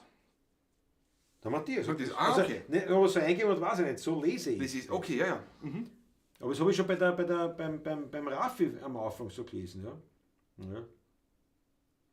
Aufpassen, Klaus, ein 60er-Schein ist ziemlich sicher eine Fälschung. Nein, wenn ich vom Franz Brandwein einen Geldschein kriege, der stimmt. Na, außerdem, der weiß ja das, da gibt es so 2,30er. Wegen einem Auftrag. Da weiß er das. Ist ja genau das Gleiche, ja. Das Naja, ist aber ja so, Leibwand. das ist einfach, der schaut ja auf uns, weißt du? Dass man nicht zum Streiten anfängt, weißt du? Das ist ja gleich mal richtig aufteilt, ist ja. Der mit Doppelpunkt Wein, Doppelpunkt Leerzeichen. Aha, okay. Beim Okay. Ulrich muss jetzt hingehauen haben. Schon noch, Patrick. Nein, hat nicht hingehauen. Das gibt's ja nicht. Da steht Doppelpunkt unterstrich Wein, Ja. Doppelpunkt beim Ulrich, ja. Beim Fritzl was hingehauen? Oder auch nicht? Davor. Ich schau gerade nach. Matthias Friedel Mariacher. Staatsgruß hat es auch nicht hingekriegt, genau das gleiche. Das gibt's ja nicht. Und beim Matthias Mariacher hat es hin. Und bei die Alexandra schreibt man gerade zum Beispiel, ich muss gar nichts drucken. Einfach auf Das das ist Emoji. Emoji. Okay, dann probiert es mal mit dem Emoji, ob das überhaupt aufscheint. Ulrich, wie schaut es bei ihm aus? Nein, wahrscheinlich Nein, auch. Ulrich steht an. Wolfsberger und UDV muss los. Schön, dass du dabei warst. Bei mir ist schon 23 Uhr, na klar. Gute Nacht. Wolf, immer Gute umbleiben, eine schöne Reise wünsche ich dir noch und taugt mir sehr. Ich verfolge das natürlich. Ganz, ganz leid und komm gesund wieder heim. Kommt gesund heim, das Wichtigste, ja. Und mach weiter so, weil die Bilder, was ich jetzt gesehen habe, also nur bei diesem TikTok-Video, also das ist schon, also da sind wir schon wirklich in der Profiliga. In der absoluten Profiliga. Was ich mir auch nicht anders erwartet habe eigentlich von dir. Muss ich ehrlich sagen, Also- ja, das war also- klar eigentlich. Das Ja. wird noch, da werden wir bald Sie sagen müssen. Ja, so wie zum Weindal. Alles Gute, Wolf, mach's gut. Und dann werden wir bald Sie sagen müssen, genauso wie beim Weindal. Das was nächste wir- Weinlied? Wienerwald, ja. Heute sind wir beim Weinliedern, ja. Eindeutig. Ist super, wir erkunden die Kanalmitgliedschaft. Und das darf die kannst du nicht einmal gescheit, es ist ich ja da nicht. Ne? Wo ist das Emoji bei den Essen-Emojis? Nein, das muss woanders sein. Aber das kann nicht ich nicht sagen, das kann nur die Alexander Oder bei den schreiben. persönlichen Emojis vielleicht oder so. Gibt es nämlich Ja. auch, aber das weiß ich da jetzt auch nicht. Ja. Und dann natürlich kommt noch mal dazu, und das wird schon, da wird schon der Landtagsstrom auch noch mal recht haben, mit dem iPad, iPhone oder halt Smartphone oder was oder Rechner. Das sind ja wieder zwei Ja, Buchstaben. ja. Morgen muss er früh raus. Der Hochhof, mein Freund.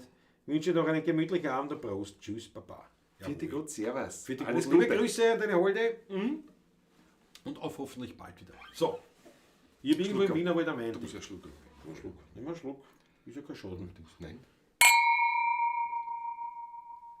Ist ja kein Schaden. Für den Chevra wird uns die Chantal rügen. Benutzerdefinierte. Schau her, ich muss am Eingabefeld vom Text rechts auf das Emoji klicken. Dann öffnet sich ein Menü mit den Emojis und da ganz oben ist es.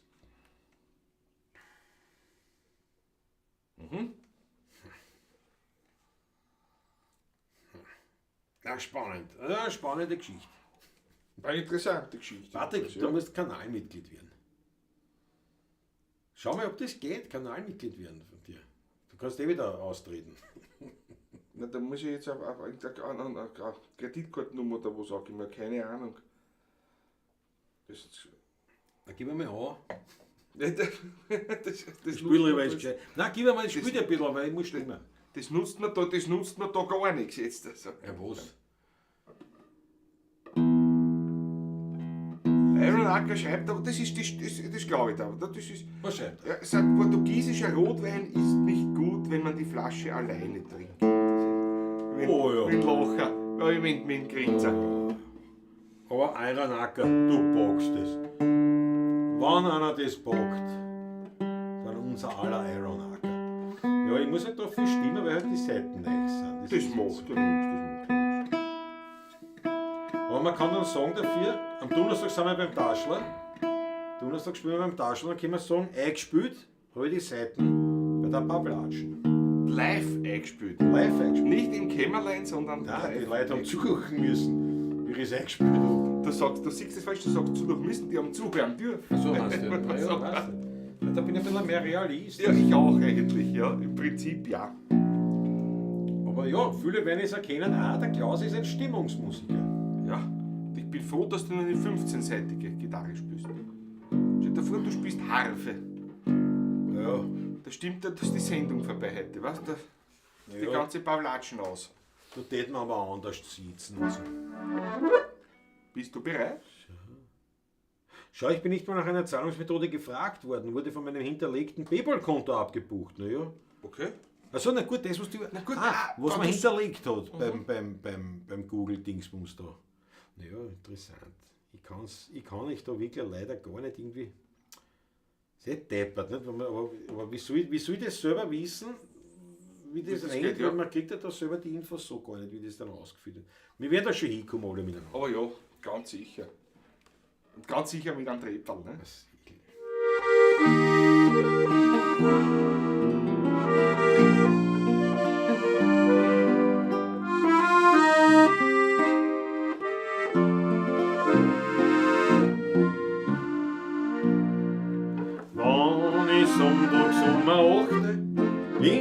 bist am Lokal nicht gekommen. Schrei die Spätzl, servus Klase, ja sag, wo kugelst du denn um? 14 Tage fürs Tourgrad hätt, schon bei der Druckpartie. Haben wir die vielleicht beleidigt, doch ganz höflich antwortet ich. Nein, sat's nur nicht bess. Der Grund, warum ist das? Ich hab irgendwo im Wiener Wald an Wein entdeckt. Das ist ein Tripfel, da muss man sie sagen.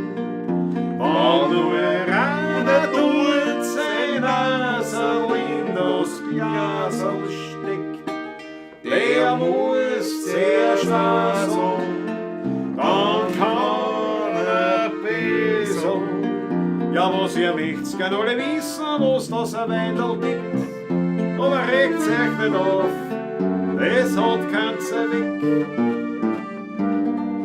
Dem sag ich vorhin ob Bless, von mein Hauer die Adresse, sagt sie Hallo dort und sauft's am Weg.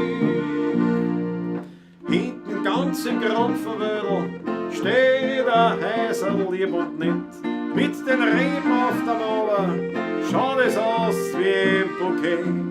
Und der Hauer ist mein Spätzl aus der goldenen Jugendzeit. Er wächst alle Jahre Fassel und das wuchs mir raus zu zweit. Und da wog ich dann heim, denk ich mir in der Kahn. Ich hab irgendwo im Wiener Wald an Wein entdeckt. Das ist ein Tripfel, da muss man sie sagen. Wenn nur einer tut sein Nasel in das Glasel steckt, der muss zuerst sagen, dann kann er besser. Ja, was ihr möcht's gern alle wissen, was das ein Weindel gibt, aber regt's euch nicht auf, es hat gar keinen Zweck. Den sag ich vorhin ob Bless, von mein Hauer die Adresse, sagt es Hallo dort und sauft's man weg.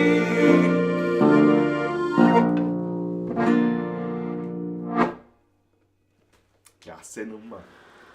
Ja, irgendwo im Wiener Wald, beim Manfred zum Beispiel. Wobei es interessant ist, dass man von einem Weingarten im Wiener Wald singt, aber das ist natürlich der Wiener Wald.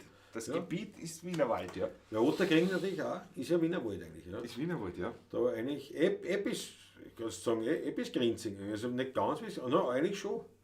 Na, bis zum Kahlenberg dort. Ne? Der Wiener Wald geht bis ins Kahlenbergdorf, bis zur Stadtgrenze. Ja. Darüber Das hinaus, ist der Wiener Wald Wiener geht dann Wald. hinten aus. Nach Aber was man Österreich. natürlich als Wiener Wald kennt, das ist so Meierling und so dort aus, da ist kein Wein mehr. Nicht? Nicht Du, das wirklich, ja.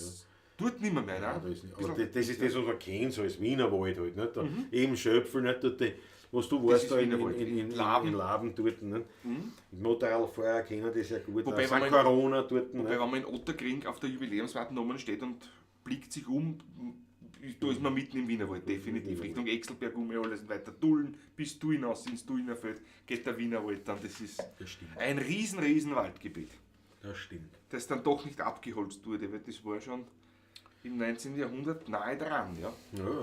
Naja. Der Schöffel hat sich da sehr eingesetzt, dass man das nicht abholzt damals, ja, zu Heizzwecken und für die Industrie, unter anderem Papierindustrie. Jetzt muss ich was probieren. Ja. Pass auf, der Fritzl Probier Starker was. sagt nämlich zum Beispiel, ich habe schon die E-Mail von Paypal bekommen, da steht davor. So, zack. Jetzt schaue ich mal, ob von mir kommt ein Emoji oder Also von 16er Buben Wein kommt. kommt der Geschrieben. Wein. Geschrieben. Das ist auch interessant. Moment, das hat aber heute hingehauen, gell? Das hat aber heute hingehauen am Morgen. Im Dings hat es funktioniert. Ja. Ja.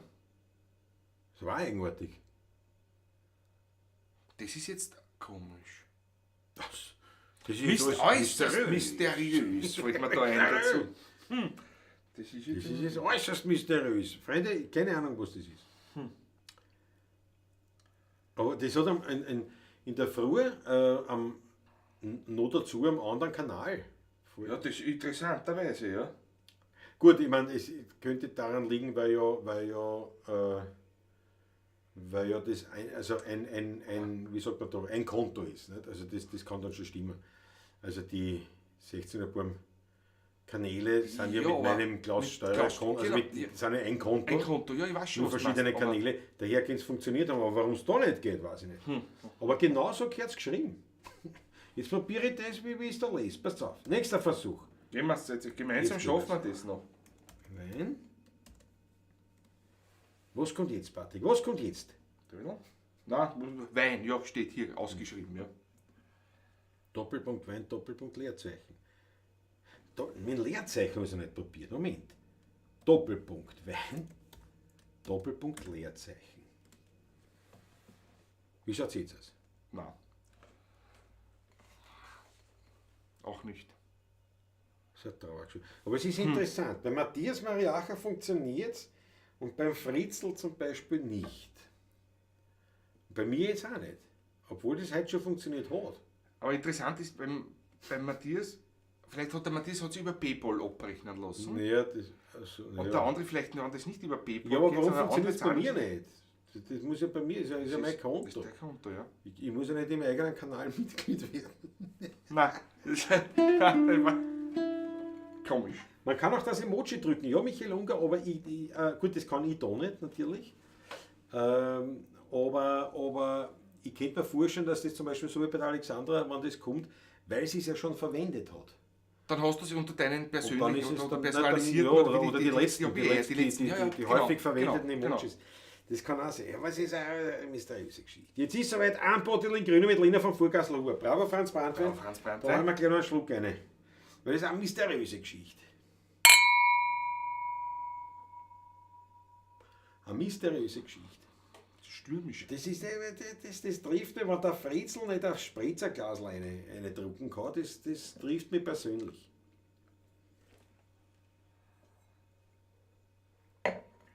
Ich sehe, das Emoji muss aber Mitglied sein, damit man es verwenden kann. Das Das ist aber die nächste Variante. Aber du siehst das Emoji, kannst siehst es aber nicht verwenden, musst Mitglied Du werden. musst Mitglied sein, ja. Andere sind Mitglieder, sehen wir das Emoji noch, können sie es verwenden. Höchst spannend. Freunde, das wird noch was. Das ist komisch, ja. Jetzt legen wir zusammen und kaufen wir YouTube. Was kann das kosten? Kann ja nicht viel sein, ich meine, das muss ja Wenn wir alle zusammenlegen? gleich, da schau gleich da hinter ins hintere Tasche rein, ne? Ja, ich Da haben wir schon, also 50 Cent haben wir schon, warte.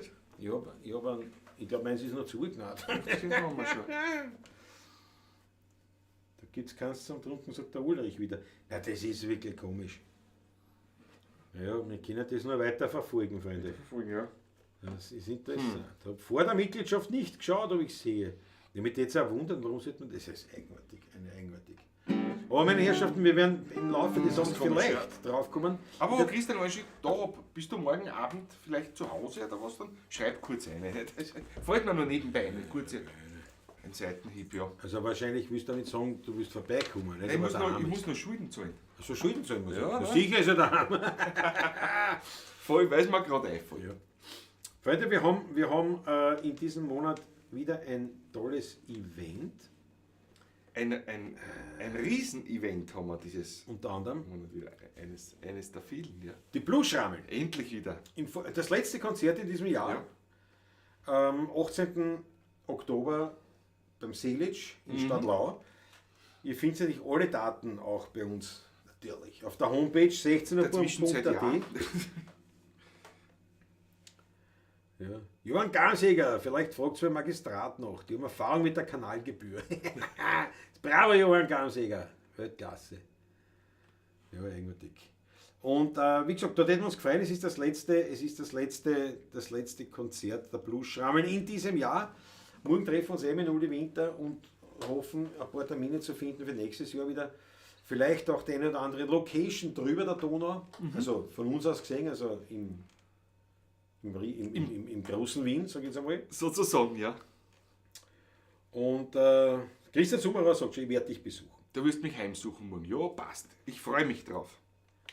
Moment, übrigens in Granada war Gitarrero. Klaus sein Spanisch ist besser, ehrlich. Aber der war auch nicht gut.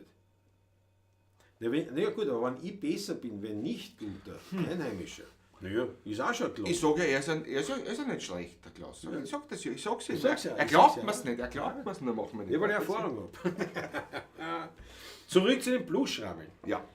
Weg von Spanien, zurück zu den Blues-Schrammeln. Wie gesagt, also da sind wir uns und würden uns freuen, wenn wir beim letzten Konzert in diesem Jahr nochmal eine volle Hütte haben. Schaut eine 16.at, da haben wir es stehen. Was war jetzt nochmal der Termin? 18. Oktober. 18. Oktober beim Selic. Aber wie gesagt, alle Daten. Ich freue mich schon wieder. Wird super. Ein kleiner Vorgeschmack. Ja.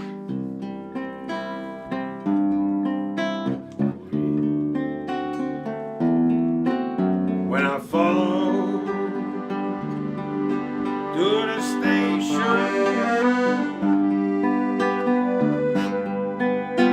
a suitcase in my hand. When I follow the station, a suitcase in my hand.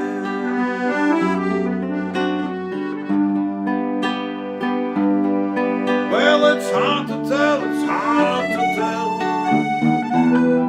when all my love's in vain.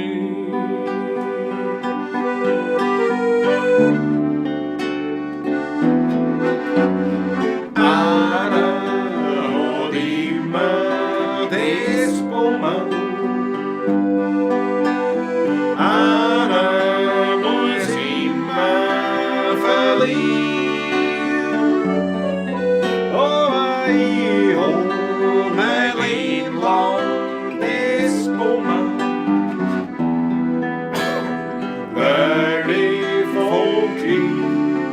Stief can't be. All my love, all my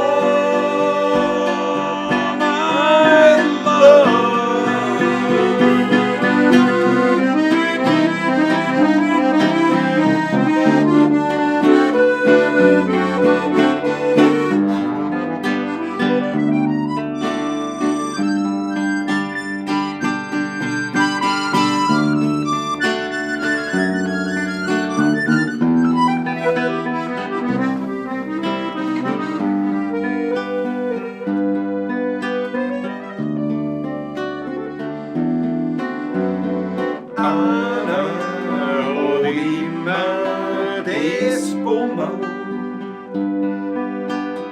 Ana muisima feliz. Oh my lane long despoma, very funky, a stief can't be. You're very funky,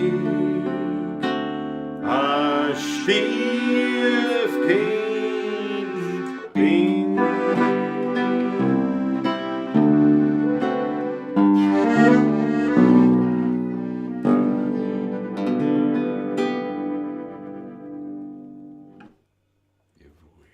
Ein kleiner Vorgeschmack, was euch am 18. bei den Blues-Schrammeln erwartet. Aber nicht nur das, auch noch ganz andere Nummern werden da erklingen. Ja, wird schon, nicht? Also, Das mit einer werden wir nicht nicht viel nur alle, reißen nicht? tun, ne? Das ist ja, wir haben schon 3. unter anderem vielleicht auch.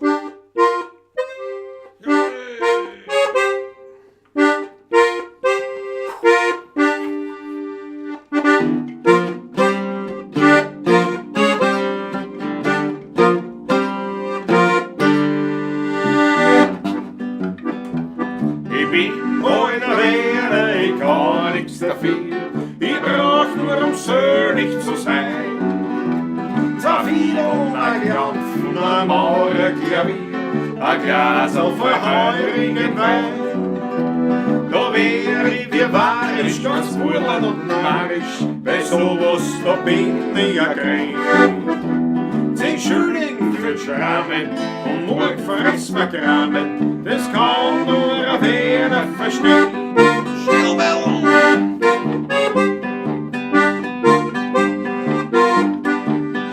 Jetzt trinken wir noch eine Flasche Wein, hol oder no.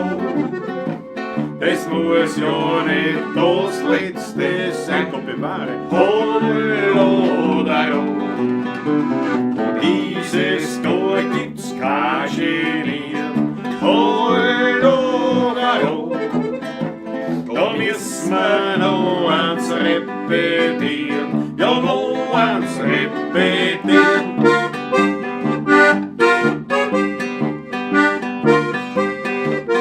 Das ist nur schwindelig. Meine Freunde und Bekannten und Verwandten sind die größten, was? Tschecheran. Ja, aber wir sind so beieinander. Wir machen gewisse, aber keine Chance, gar keine Spur, denn wir fallen nicht aus dem Rahmen. Wir haben in Vierteln über den Gaumen und dazu rennt der Klasse Schmäh. Weil wir sind keine Weh, na, wir sind keine Weh, na, wir sind keine Weh, das wissen sie.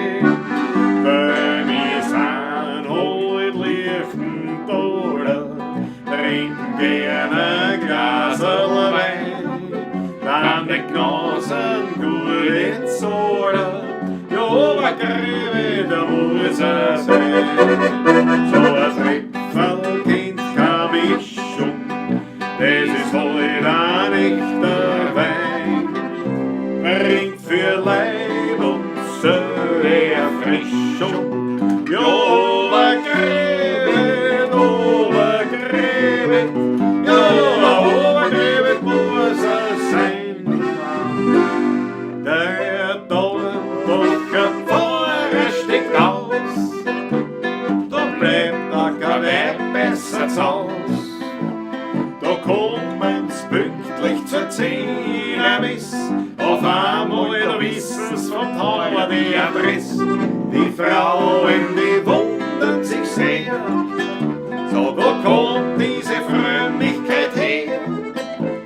Da plaudert der Seemandl aus, ja, der Dornbucher vorher steckt aus.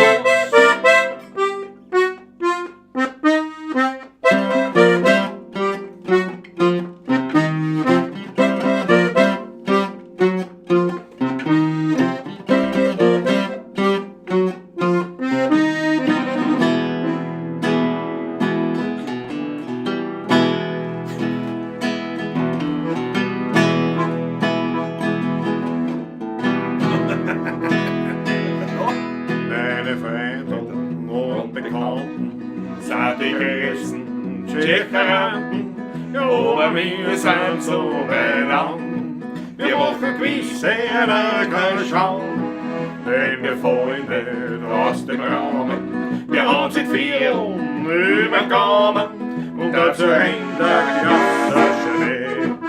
Weil wir sind keine Weh, na, wir sind keine Weh, na, wir sind keine Weh, das wissen sie.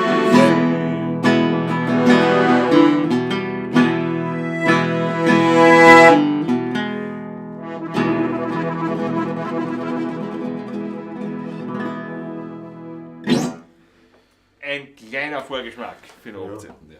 Aber Es klingt natürlich zu 6 schon voller, natürlich. Aber ich weiß jetzt auch nicht, warum ich das gespielt habe, weil ich weiß nicht, warum ich da auf das gekommen bin. Ich wollte eigentlich den Paradeisermarsch dann draufhängen. Der ist mir nicht eingefallen, ne? Drum. Ist ja. Es ist ja nichts passiert. Live ist live. Ich meine, das ist ja nichts geschehen, nichts zum Trinken, nichts, aber es ist ja... Ich warte auf ein Signal. Ja, ich kann nicht mehr, ja, alles, jetzt signalisiert er mir. Muss da umstellen, umbauen, muss ich umbauen. Ein Schlückchen Wein. Das Wasser erwischt. Was sagt die Maggie? Kinder, Hauptsache, wir können den Wein ja trinken. Sehen also als Emojis immerhin etwas zweitrangig. Du hast recht. Aber ich meine, wenn man jetzt schon Kanalmitglied ist, dann muss man schon. Da muss das funktionieren. Ich meine, so kann es nicht sein.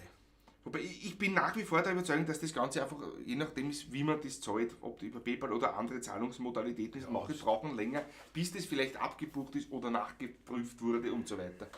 Glaube ich, dass das daran liegt. Schau, Straßenhans ist da. Schönen Abend, meine Lieben. Servus! Was? Gerade dem Bombenalarm am Grazer Bahnhof entkommen? Ist ein Bombenalarm? Ist oder das? Ja, mir kann das nicht sein. Wir sagen, Dampfhammer 57 hat auch Scheine. Schau nach, ist es Emoji? Ist es Emoji? Der Dampfhammer 57? Und? Du musst schauen. Der Emoji-Jagd.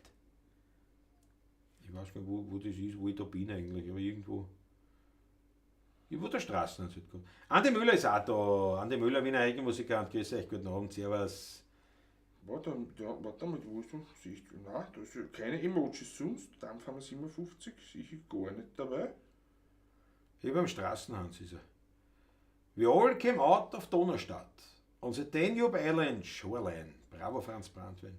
Dampfhammer 57 hat normale rote Achteln reingehauen. Ja, na und weiter drüber, hat er geschrieben. Beim Straßenhans, da unter dem Straßenhans. Na, da steht bei mir gar nichts. Da ist nicht einmal irgendwas da. Das ist alles eigenartig.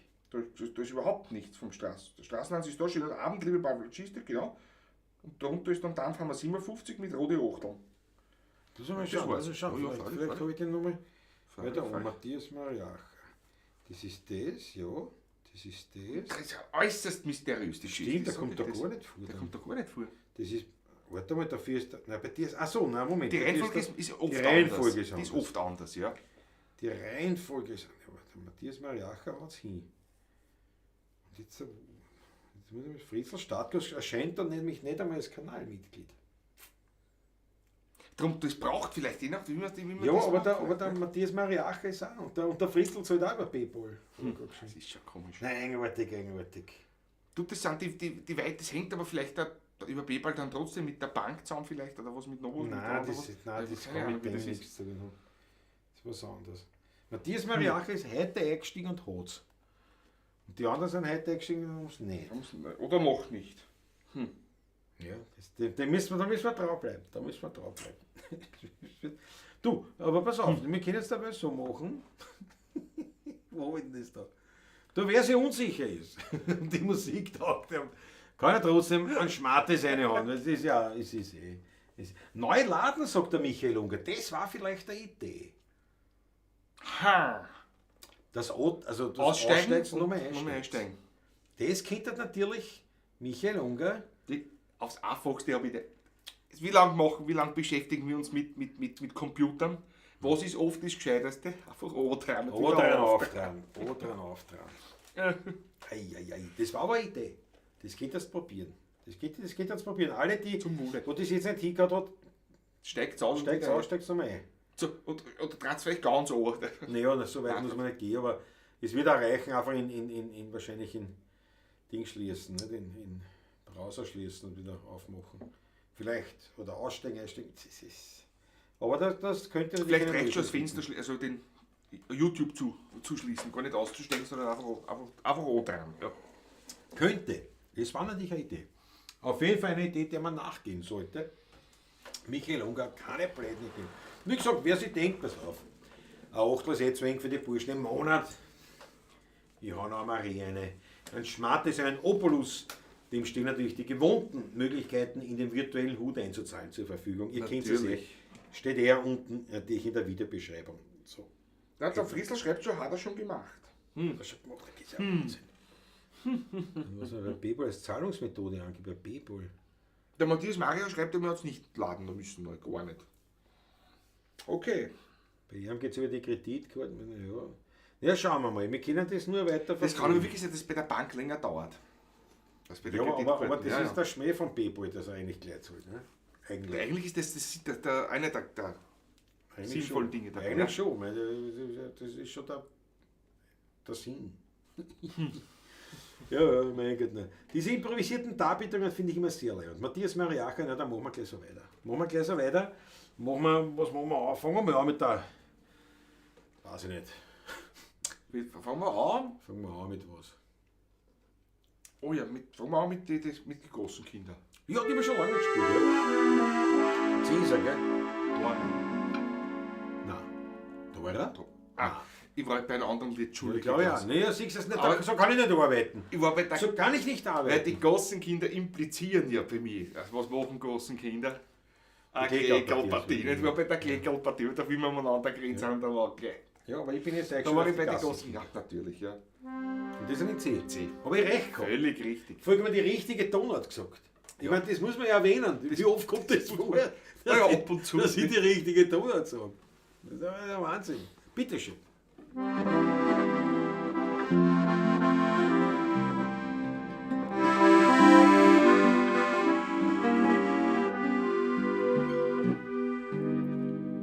Wir wohnen in der Gosse, 3 Kinder. Der Karl, der Franzl und ich. Wir wohnen in Neubesser und Scheminder. Eine unheimlich klasse Partie. Mit den Bäumen und den Stollen und die Radeln. Und wir trainieren alles verspürt. Auf die Rose, auf den Stoß und die Madeln. Wollen wir 3 immer wieder. Ja, so war das bei uns großen Kindern. Doch das ist schon lang vorbei. Der Krieg und die bitteren Jahre. Jetzt lebt nur mehr ich von uns 3. Manchmal träum ich von Franz und von Karl. Und ich wach auf in der Nacht. Und da muss ich auch manches Mal weinen, obwohl die Erinnerung lacht. Und da muss ich auch manches Mal weinen, obwohl die Erinnerung lacht. Mama. Mama, ich bin dich schon over. Ich bin's der Boy, der Bub. Wirf mir den Schlüssel over. Hilf mir, das Haustor ist zu. Spät ist die Hälfte bezahlen, tun wir's die anderen wollen. Aber wenn's ausgeht, hab ich mich geniert. Mama, ich war so blöd, geh sag's dem Vater nicht, weil mir sonst eine schmiert. Apropos schmiert. Sage mir so, ich sehe Könige hoher schmieren und die geht dazu. Für die war ich sowieso, da war ich nur ein depperter Bub. Spar dir die Tränen, die an deinen Schienen, die liegen wunderbar. Geh zurück zu dem Alten, der soll auf die halten. Ich hab längst vergessen, wie schön's mit dir war. Ich hab einen Weingarten am Biesenberg. Ich bin da gern, weil mich kein Mensch durchsteht. Ich schau den Rebenblatt beim Wachsen zu. Ja, ich hab dort meine Hölle.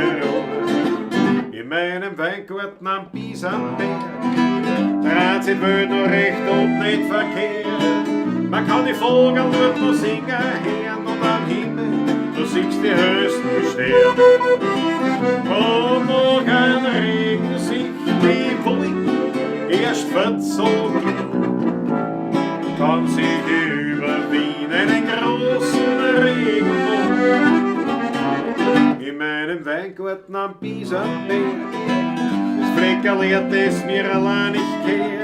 Dort wächst, ich sag's ganz nebenbei, das allerbeste Trepferlwein.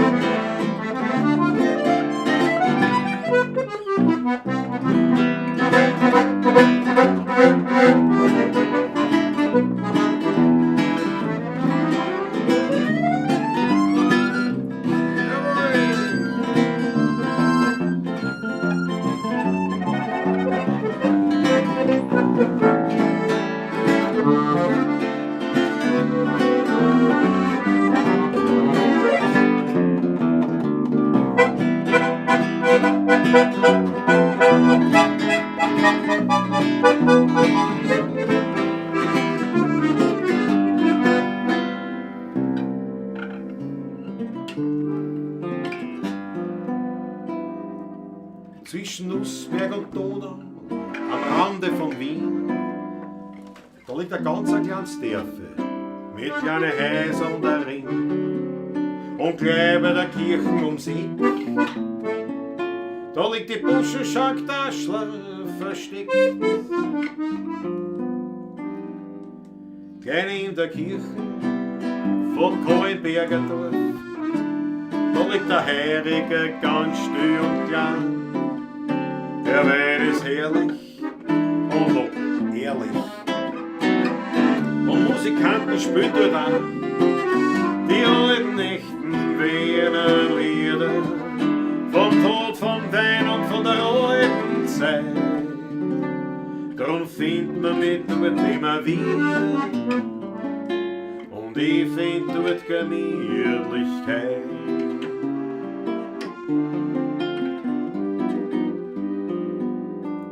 Dort ist noch nichts neu und auch nicht modernisiert. Vom Essen das Beste findet man dort garantiert. Für Frohsinn, Hamur und für Glück in der Ring. In der Buschenschank-Taschler am Rande von Wien. Ja, also, jawohl.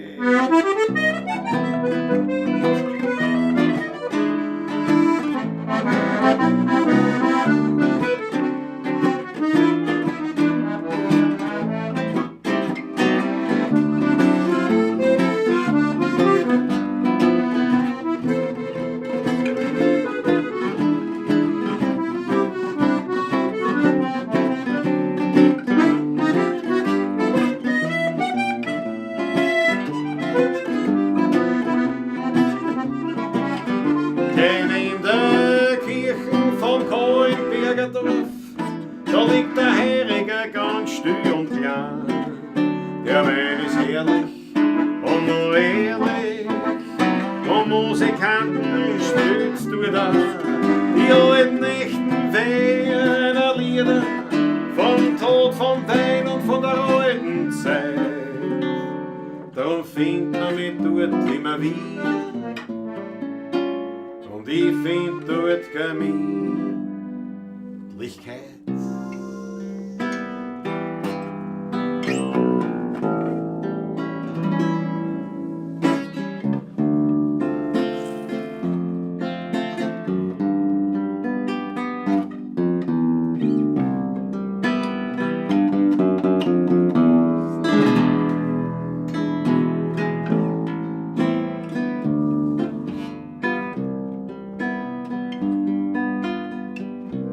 Skyline von Wien, du lebst in mir drin. Es kann kommen, wer will, die macht keiner hin. Du beruhigst mich und du bist mir vertraut. Du bist mächtig manchmal auch zerbrechlich. Skyline von Wien, du bist die schönste Wienerin. Den Neidern und Heuchlern hast du immer verziehen. Bin ich einmal fort, brauch ich kein Souvenir. Skyline von Wien, du lebst tief in mir.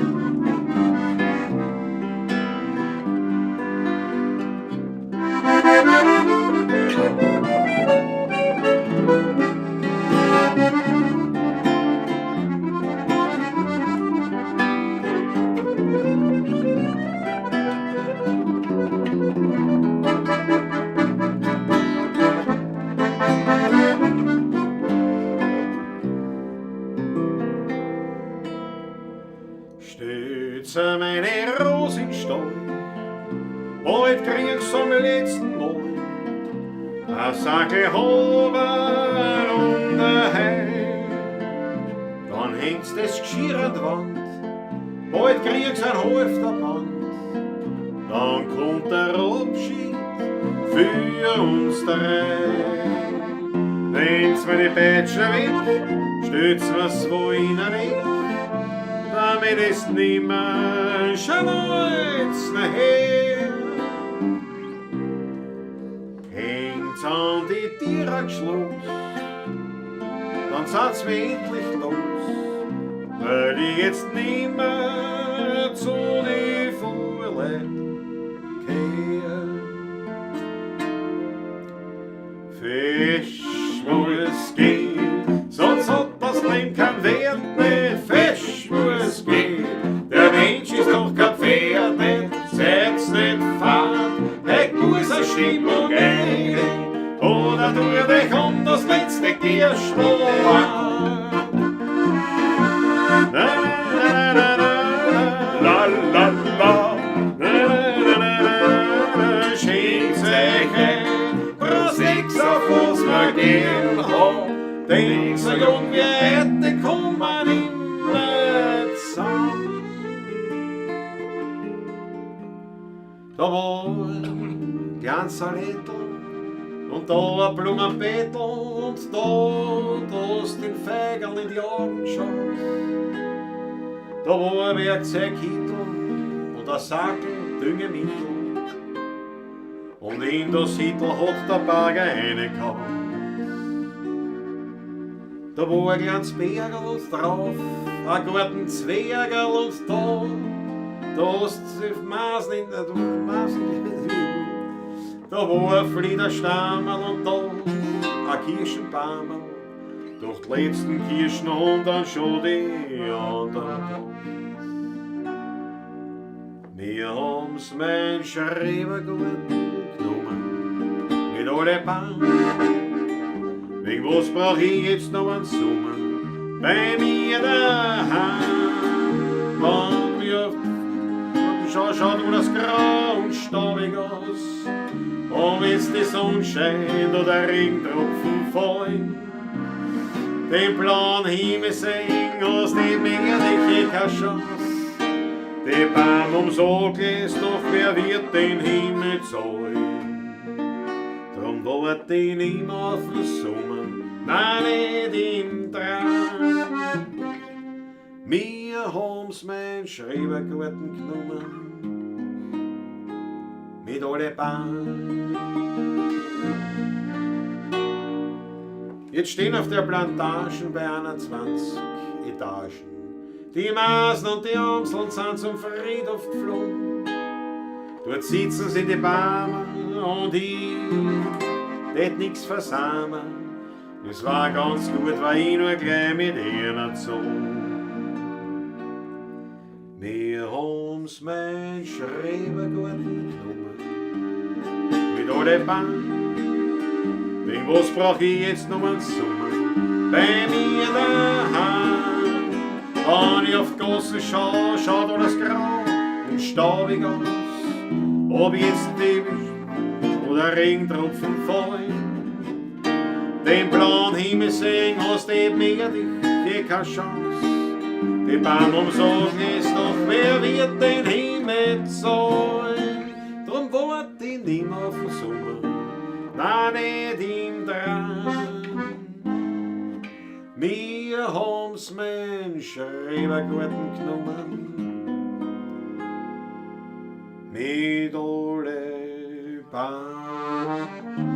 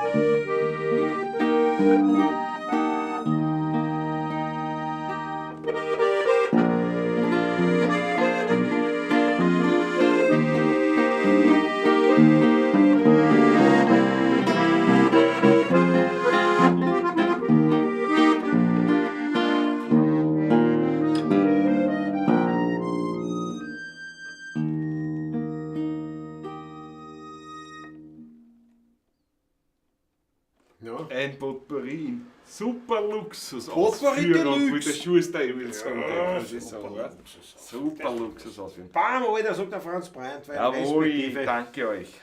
respektive, was hat er geschrieben? Was hat irgendwer da was geschrieben? Weiß ich nicht mehr. Leibendes Potpourri. Püree, ja. Jawohl. Ja, Matthias Mariacher hat die Spritze rein, nicht? Die anderen die Achteln. Ja, die Achtel, das ist. Achteln nehmen wir ja auch. Apropos, ein Schluckerl hab ich mir jetzt verdient. Ja, unbedingt. Du auch? Einmalig sagt die Haben wir uns Mege beide Pemperten. verdient. Jawohl. Prost, Prost. Danke, geschickt. Wohle. Muss direkt nachschenken, weil Bitte gerne, gerne. wieder einmal eine Sternstunde des gemeinsamen Musizierens. Manfred Graf, ich danke dafür. Dankeschön. Es macht uns aber auch Spaß nach wie vor, muss ich sagen. Also, Ja, das schon, ist ja. musizieren, ja. Du, auf jeden Fall mehr Spaß als ein Fitnesscenter. Ich verstehe dich. Das Fitnesscenter, ja.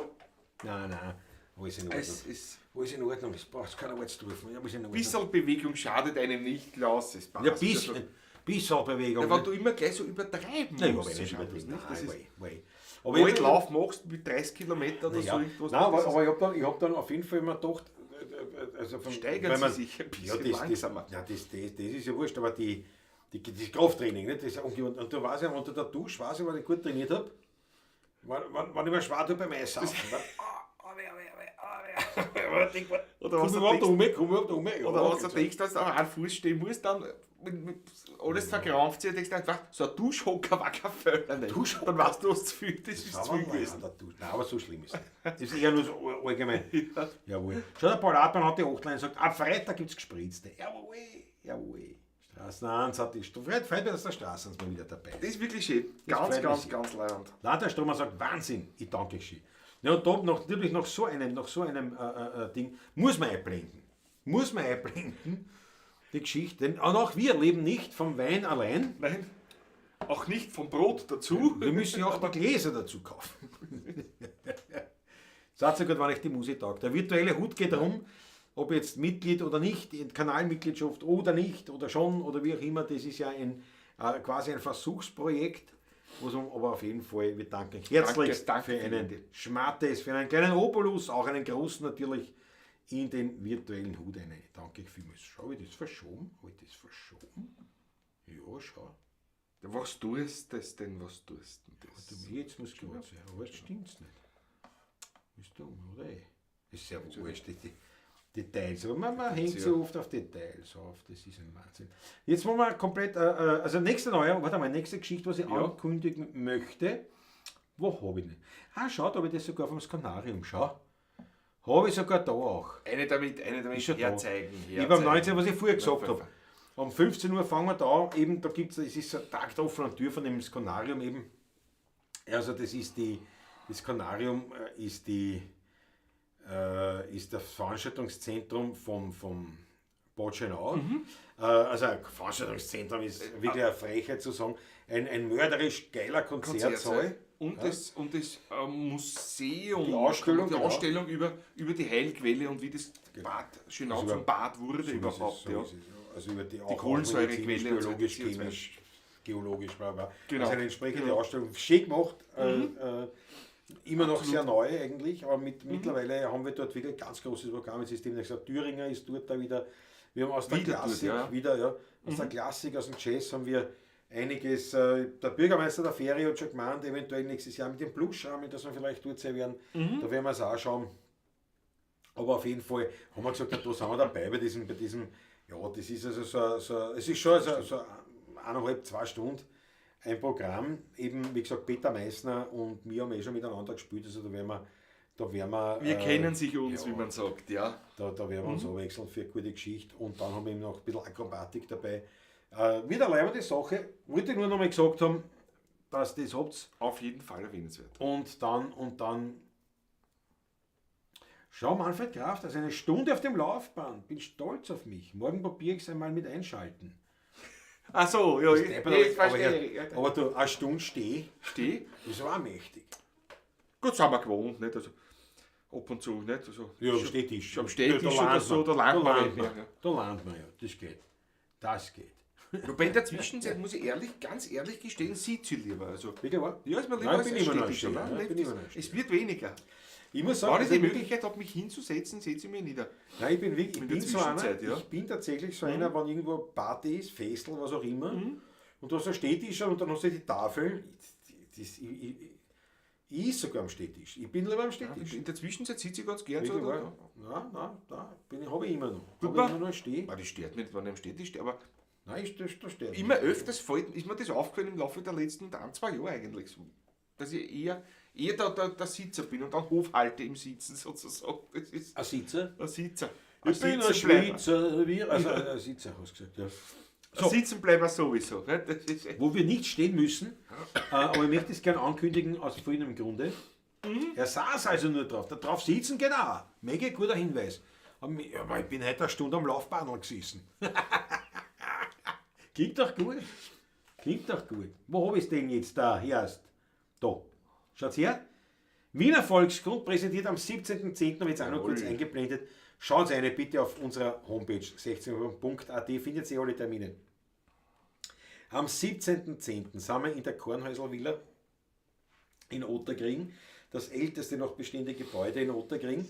Und dort ist ein Grieche drinnen. Ist Achilleon, ja, aber auch schon sehr lang. Lange. Und da sind in diesem Gewölbekeller, leibender Gewölbekeller, sind eigentlich wahnsinnig viele Wiener Lied-Konzerte, Wiener Lied-Veranstaltungen. Das Trio Wien ist regelmäßig dort. Wir haben einige Mal da gespielt. Ja. Und also da gibt es wirklich viel. Und unter anderem gibt es auch den altehrwürdigen Verein, weit über 100 Jahre alt, Wiener Volkskunst. Wirklich so alt, aber da waren also schon die Größen. Alle Größen damals, alle dabei, ja. Also im Föderl und diese ganzen Wiederträger, alle dabei dort, ja. Und dort spielen wir jedes Jahr, schon seit Jahrzehnten mit ganz großer Freude immer. Und heuer waren sie so wirklich lieb zu uns und haben uns eingeladen, ich bin jetzt trotzdem da noch mehr, und haben uns eingeladen, anlässlich unseres 30-jährigen Jubiläums quasi einen Vereinsabend zu geben. Und das ist eben dann dort in diesem Gewölbekeller, ist offen. Es ist jetzt nicht für nur für Vereinsmitglieder, sondern für alle. Der Eintritt ist grundsätzlich frei, gegen eine freie Spende. Ich glaube, es steht irgendwas dabei von, es wird so 15 Euro waren schon nicht, Mindestspende, so in die Richtung. Ich glaube, das bilde ich mir jetzt ein, steht dabei bei der Einladung. So wie es da nicht steht, aber ich glaube, es ist... Steht bei der Einladung dabei, ja. Und das ist... es würde mir besonders taugen, zum einen natürlich, wenn wir jetzt dort spielen und wahnsinnig viele Leute kommen, die noch gar nicht gesehen haben. Also wo du sagst, das ist eine Wiener Liedvereinigung, wie gesagt, eine altehrwürdige. Aber halt natürlich wie alle diese Vereinigungen ein bisschen im ich sag's ganz brutal, im Aussterben begriffen. Ja, es ist so. Ja, es ist, Und total rührige und liebe Leute, auch die Leute, die sich das geben, die halten einfach dieser Wiener Volkskunst, wir gehen da hoch, die halten dem die Treue und bleiben dem stark verbunden, machen Programme und alles Mögliche. Und mir würde das wahnsinnig taugen, wenn einfach mal viele Leute dort hinkommen einmal. Vielleicht sagt der eine oder andere sogar, das taugt mir das Programm, was die haben, ich trete ihnen sogar bei, aber das ist jetzt gar nicht meine Intention. Aber einfach, dass man mal sagt, schau, die gehen her zu uns und sagen, es wäre uns eine Ehre, wenn Sie bei uns ein Konzert macht. Zum 30-jährigen Bühnenjubiläum von euch gehört, macht es mir einen ganzen Abend, macht mir das heuer. Und ich gesagt, ja, selbstverständlich sehr gerne. Ne? Ja. Kein Moderator, nichts, ihr macht den Abend, euch Abend bitte zum 30-jährigen. Ja, das ist eine Ehre. Das ist wirklich eine Ehre, ja. Das ist eine Ehre und ich würde das so gern wahnsinnig sozusagen, nicht wie soll man vergötten, ist jetzt depper der Begriff, aber ich würde dem gerne sozusagen ein bisschen einen Dank ausdrücken, insofern im besten Falle, wenn natürlich viele Leute kommen, wo die sagen, wir haben volle Hitten und es sind nicht viele neue Leute da und vielleicht sogar welche, die dann eventuell sogar interessiert sind, zumindest einmal ein Programm. Ich weiß nicht, wie das ist mit dem Verein, keine Ahnung, wie das rennt. Aber immer wirklich alles, was Rang und Namen hat. Tommy Häuser, Konstanze Häuser, Rudi Kustl, Trio Wien, Michael Berfler, Hans Ecker Trio, 16er Burm seit Jahrzehnten quasi. Da waren wir wirklich noch Burm, haben uns die schon eingeladen. Damals war der Professor Boldi noch da, der Großmann, Herr Professor noch dabei. Richtig. Also das würde uns freuen, also vielleicht hat es Zeit, Lust und das wäre in Otterkring eine schöne Geschichte. Ja. Und ich glaube, während dem Konzert kann man dort nicht essen, also eher vorher wäre es angeraten. Also wir haben schon oft gegessen im Achillion. Ist durchaus gut zu essen, das sagt ja jeder dort. Man kann dort ganz gut essen, ja. Ich könnte mich nicht erinnern und wir haben wirklich viel dort schon gespielt und Dingen. Mit Macho noch. Ja, sehr viel. Da war es allerdings nicht das Achillion. Nein, da war es noch nicht das Achillion. Da war es noch der Vorbesitzer. Ja. Aber das Achillion, der Grieche, ist schon lang. Schon einige Jahre. Und also gut essen halt. Es ist schön dort. Wirklich wunderschön. Kann man sich einen schönen Abend machen. Und das Gewölbe ist auch leibend. Und man befindet sich im ältesten noch bestehenden Haus in Otterkring, das wirklich alt ist. Die Kornhäusl-Villa vom Architekten Kornhäusl entworfen und gebaut. Ja, also das wollte ich auch noch als kleine Werbung einbauen. Was soll ich da noch stehen? Franz Brandwehr meint, dieser Donnerstag geht sich ausgehen. Ja, genau. Das bist du in Otterkring daheim, ja. Das war leibend.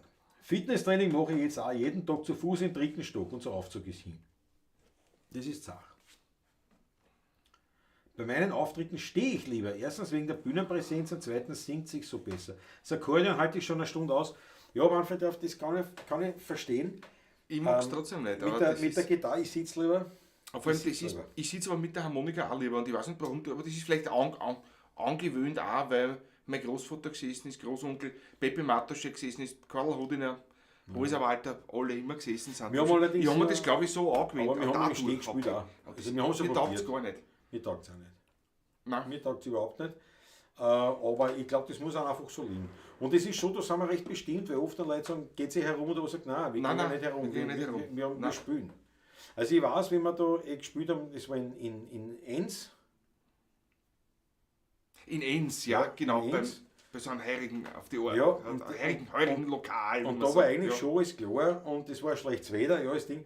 Und drinnen war das natürlich überhaupt, also draußen jetzt eine Bühne gegeben und alles und drinnen war das nicht. Und er ist halt wirklich, hat so gesagt, so, ihr geht herum, gell? Und das habe ich schon vor, wenn man nicht vorher ausmachen würde, das Ganze. Schon sagen, nein, wir spielen von einem Platz weg, nicht? Ja. Immer. Und das haben wir immer so gesagt. Und das, ich finde es unverschämt, wenn man das dann so, ist schon richtig. Das ist, wir sind ja eh da flexibel, relativ. Also man, man kann ja mit uns reden, nicht? Über viele Dinge. Nicht? Aber so stehen da dann 3-4 Stunden umeinander. Nein, sicher nicht. Nein, mag ich nicht. Ich spiele so nicht gut mit Stehen. Nein, das hat einen Grund, warum alle Gitarristen, also Klassiker und Jazzer und so weiter, Jazzer vielleicht nicht so oft, aber viele sitzen. Das ist, weil du einfach mehr Kontrolle über das Instrument hast. Ja. Punkt 1. Punkt 2, es ist eigentlich wurscht, welches Argument. Wenn ich sage, ich sitze beim Spielen, dann sitze ich beim Spielen. Also diese Selbstsicherheit oder dieses Selbstbewusstsein muss man haben. Also Entschuldige, das ist die Position, in der ich das am besten kann, was ich mache. Wo ich dir recht gebe, Manfred, ist natürlich, singen tut man im Steh leichter. Also auch mit der Gitarre, weil das natürlich draufdruckt. Aber es ist die Kombination, also ich spiele halt viel schlechter im Steh. Wobei ich sagen muss, mir ist beim Sitzen lieber, weil es relativ locker mehr wieder schaffen ist. Das ist nämlich nicht auf der Wand liegen habe, sondern ich habe es eigentlich immer weg von der Wand. Und wenn ich stehe, drückt es mir eigentlich eher auf die Wand hin. Für mich halt, nicht? Also so eine Gitarre auf meine Wand oder was? Ja, ein bisschen was ist schon noch vorhanden von dir, nicht? Aber nicht so, weil ich mir die Fotos vor 5 Jahren, 6 Jahren anschaue, wie wir beide da waren und jetzt die Fotos, die aktuellen mir anschaue, die erschlankten Herren jetzt. Wobei 5, 6 Jahre ist schon fast, da war ich auch schon schlank. Ja, aber da habe ich noch. Eigentlich. Ja, du warst. Aber dafür warst du vorher wieder im Schlank. Ich war früher, jetzt bin ich wieder so. Ja. Nein, aber das ist, also wie gesagt, ich spiele im Sitzen.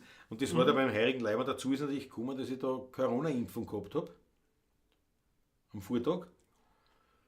Und natürlich hat man die Impfung komplett. Und der hat alles gehabt, was man noch haben kann. Da hat dort gespielt und alles kalt und dann ist gegangen. Aber das ist halt irgendwie kein Ding nicht. Ich sag's einmal so. Ich weiß nicht, wie wir auf das jetzt gekommen sind. Ein anderes sagt den Auftritt auch einfach.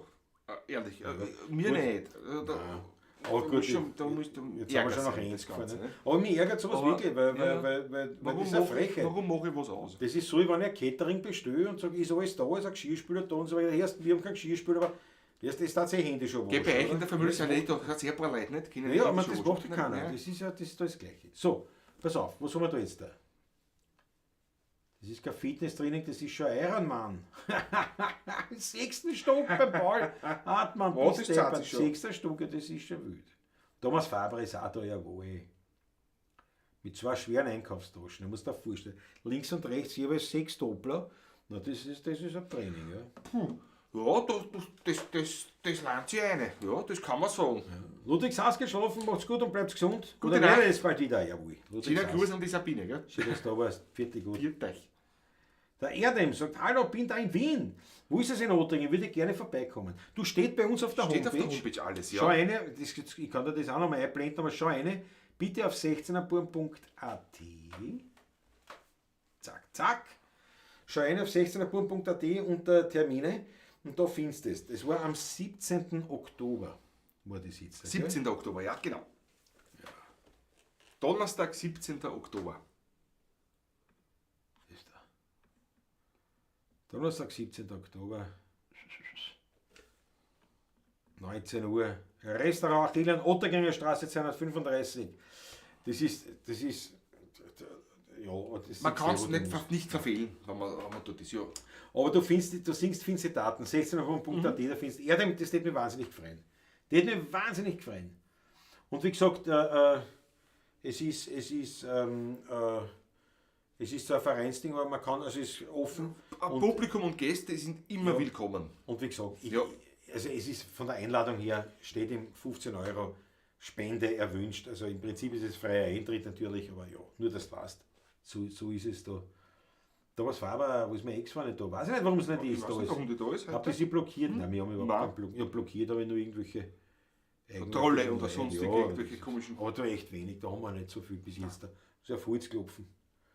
Ja. Die Buben wissen es, ich wohne im 5., da war nie ein Lift. Seit 96 bin ich durch. Ja, Mägi. Heute noch oft Woche auf in der Nacht, schweißgebadet, weil ich geträumt habe, ich gehe bei der Mägi in München auf in die Wohnung. Bist du deppert. Das. So, jetzt da. Pass Und, auf. und einmal sind wir ja mit schwerem Gepäck, da haben wir übernachtet bei der Mega auch noch, mit Koffer und Instrumenten hinaufgegangen. Also, da oben habe ich mal um Luft gerungen, einmal kurz, ja. Eben nur kurz, aber.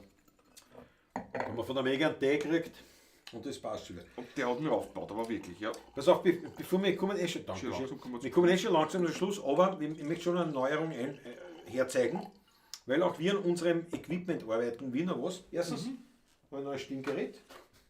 Das wird jetzt kein Fall Früh aufsteht, das aber ist auch nicht spannend. Na bleib noch, Patrick, ich Bleib mach noch das schon, ich mach Sehr das gut. schon. Ich mach das schon. Bewegt dich nicht zu viel, bitte. Mach Ja. das schon. Verreißt da nichts, ja, sagt er mir. Ich habe ein neues Stimmgerät gekauft. Das ist auch nicht besser wie die anderen, aber auch nicht schlechter, also hat es gewonnen. So, und jetzt da haben wir gesagt, weil wir gerade geredet haben vom Sitzen und vom Stehen, zum Beispiel beim Lentner-Kali, wenn wir spielen, jetzt bald wieder. Warte mal, das ist am Dienstag, warte mal, am 21. ist der Montag die Pavlatschen und am 22. sind wir ein Lentner.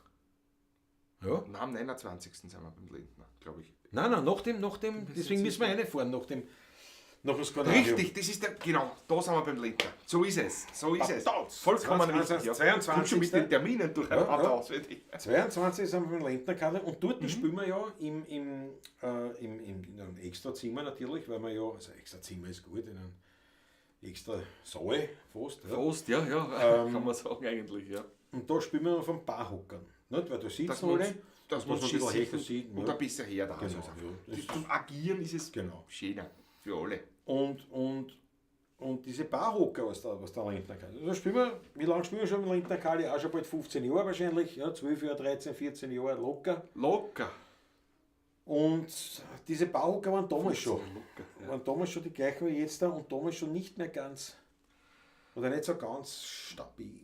In der Zwischenzeit ist der eine, auf den ich immer sitze, der fällt schon ganz, also da ist schon die Sitzfläche nicht mehr angeschraubt, den musst du immer Das liegt da oben. nur mal oben, ja. Die hält durchs Eigengewicht des Sitzenden. Sitzenden dann, ja, genau.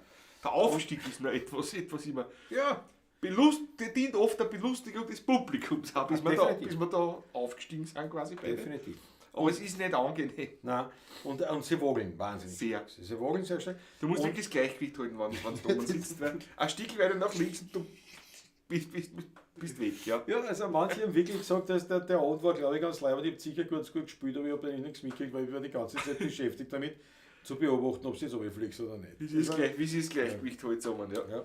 Und jetzt haben wir gesagt, pass auf, das ändern wir kaufen uns Equipment, wie ein Hocker. Und wir haben jetzt mal ein Muster da. Und das werden wir jetzt vorführen. Das werden wir gleich Learning by Doing. Ne? Ich bitte Nein, ich hole mir den jetzt her. Wir werden jetzt ein Lied drauf spielen, wo ich drauf sitze und das nächste Das Lied nächste spielen Spiel wir dann- vom Hocker. Genau. Ja. Dass wir das austesten. Wobei, da müssen wir schauen, ob sich das ausgeht von der Höhe jetzt der Kamera, ob wir nicht die Kamera ob wir nicht die Kamera noch verstellen müssen. Nein, da verstehen wir mit der Kamera. Das ist ja. Muss man dann wieder retour stellen nachher. Das wir nicht vergessen. Ne? Aber, Ich bin gespannt jetzt. Na Moment, ein stylisches Gerät, wie proudly präsent. Jawohl. Sehr Hocker, schaut sich das an, wie das ausschaut. Nennt sich Stehhilfe.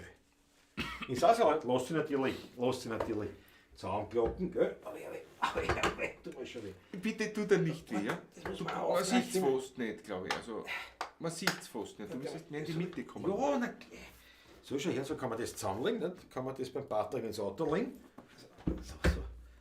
So, nicht wahr? Mir wäre schon schwindelig, wenn man da zwei von diesen Ja, Hockern zwei. bei mir im Kofferraum haben, ist der Kofferraum voll. Aber Und wir haben ja schon weiter gedacht, weil, Ja, wenn wir gesagt haben, im Sommer, wenn wir auf der Straße auf der Straße so spielen. halt, ich bin aus dem Bild. da habe ich da gesagt, du musst, Nein, wenn jetzt im Stehen. du, Das ist gleich ein bisschen hergestellt. du musst ein bisschen näher kommen überhaupt, sonst bist du mich ganz Jetzt hat's mich draußen. kurz in Groß. Jetzt hat's mich kurz in Groß, geht das. sind wir nicht so. Schau her. Jawohl. Zack, zack. Siehst du das? So Jawohl, geht so geht das. das. So, hoffentlich habe ich den nicht so eingestellt, dass man nicht auf die Goschen hat. Wichtig ist nur, dass du den Kippdings gut fixierst. Ja, der Rest doch gescheit. Man sieht es ja nicht leider. Da steht nicht der Vogel her. Ja, ich habe ihn nicht eingestellt. Ja, doch, wir führen das vor für euch so richtig. Naja, aber ich meine, das ist schon ein High-End-Produkt, weil das hat da unten, siehst du es wieder nicht, wie das wieder aufhängt, du kannst unten sogar verstellen, ein bisschen, wenn du auf Unebenheiten hast, kannst du das verstellen. Sogar die Fußhaxeln unten kann man sozusagen Ja, das angleichen. Wie bei der Waschmaschine, weißt du? Und das ist so, mit dem Hocker geht das zu weit rausfahren, aber ich muss ja da auf diesem Fußding da, auf diesem Fußding, ui, bist du deppert? Nein, ich war schon so. Grüß Gott! Ja, ui, nicht? Muss man, und ich muss aber das so weit auf, mit dem Fuß, dass ich hinkomme. Das heißt, wenn ich rausfahre mit dem Hocker, kann ich natürlich... Kannst du nicht mehr die Kontergitarre richtig halten, nicht? Gescheit. So ist es. Klar, ja. Aber das ist, glaube ich, eine angenehme Stehhöhe. Sitz. Also es ist eine Stehhilfe. Warte mal, ich habe das natürlich schon probiert, aber noch nicht probiert, wie das ist, wenn man trinkt da drauf. Zum Wohle. Auf den Hocker, nicht? Einen haben wir. Der Aufstieg endet selten heiter. Stehst du botschert auf der Leiter. So schaut's aus. Das haben wir jetzt dann nicht mehr. So schaut. Na, optisch macht's was her. Ich meine, gut, okay. Man sieht nicht einmal Geschlossene viel, Schuhe waren nicht schlecht, nicht? Aber erst muss man so dran, ich sehe die nicht. Jetzt muss man so ein bisschen so. Du willst mich sehen und bitte. Nein, wollen, aber schau, was du sagst. Aber es ist ein Barhocker. Fällt unter Barhocker. Ja, absolut schon. Der Heger geht nicht. Boah, wo spielen wir jetzt von der Bei Herren? mir gegangen es noch Heger. Bei dir gegangen, ja. Bei dir Ein bisschen. Nein, bei Heger, bei mir, aber Und ich du brauche kannst- das, eigentlich war es besser, wenn ich noch ein Stütze, Stückel ja. Heger war, aber das kann man vielleicht dann noch. Ich brauche Schuhe mit einer so einer Swing. Plateau. So ein Plateau-Swing. Ja. Gibt es das noch? Wird schon gehen. Oh, genau. Das muss ich in Shell einziehen, wenn ich wo reingehe dann. Zum Schluss bin ich gewinnt. Bricht dann nicht die Viers dabei, weißt du? Da kann ich jetzt nichts. So ein Knöchelbruch, ein Knöchelbruch. Heute gesehen so. Franz sagt's. Gravity. Ja, Gravity heißt Gravity ist das, ja. der. Im K&M, der hat uns nicht passt. Den haben wir zur Retour geschickt, so, ja. Locker vom Hocker statt hektisch über den hektisch. Ganz genau. Thomas Faber kommen zu Stiepert, jawohl. Bravo. Jawohl. Das ist der Grieche nach dem Stiepert. Ja, genau, Franz Brandwein, richtig. Achillion, genau der. Christian Summerauer sagt 29. Was auch immer das heißt. Was meinst du jetzt mit 29, Christian? Sagen Sie, was meinst du jetzt? Jetzt weiß ich es nicht. So einen Hocker bräuchte man als Organist. Weil dort sitzt man meist unmöglich unbequem. Kann man vorstellen. Aber ich kann da jetzt die Kommentare nicht so einfach so Aber oberlesen. als Organist? Weil ich kann da natürlich den Bildschirm nach hinten kippen, aber dann ist das Glasl von Patrick gleich mal auf der Schoß. So, Patrick, wir müssen mal Aber das spielen Problem jetzt. als Organist ist ja dann, wie kommst du denn dann zu den Pedalen? Da sitzt du auf der Bank oder auf der Orgelbank, oder? Ja, aber du kannst die alle fahren auch. Das ist ja Naja, die ist ja fix meistens. Das ist ja eine richtige Ja, ja. breite Bank. Hey. Da bin ich Hocker. Weil wüsste ich jetzt nicht, wie sich das ausgeht. Spielen wir jetzt bitte? Ui, bei mir ist der Strom bald aus. Haben wir's? Ja, Haben wir nein, den aber jetzt Strom? nicht. Jetzt Ja, jetzt ist wurscht. Wir nicht. kommen eh schon Richtung Ende, schon langsam jetzt. Schön langsam und gemütlich. Aber wo spielen wir jetzt? Kommen wir schon, Wo spielen wir jetzt am kommen wir schon Hocker? zum Ende. Am Hocker spielen wir jetzt da.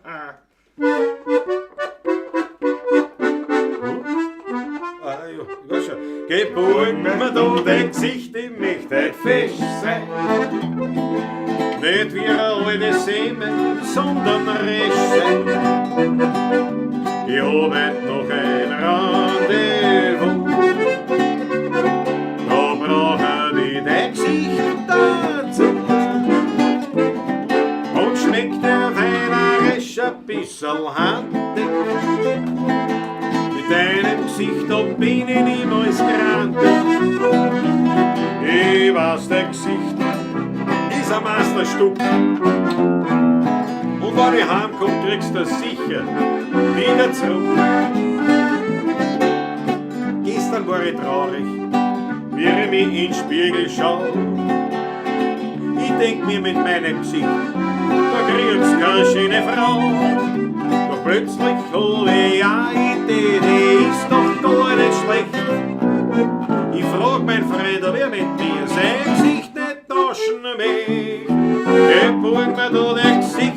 Gesicht hätt fest sein.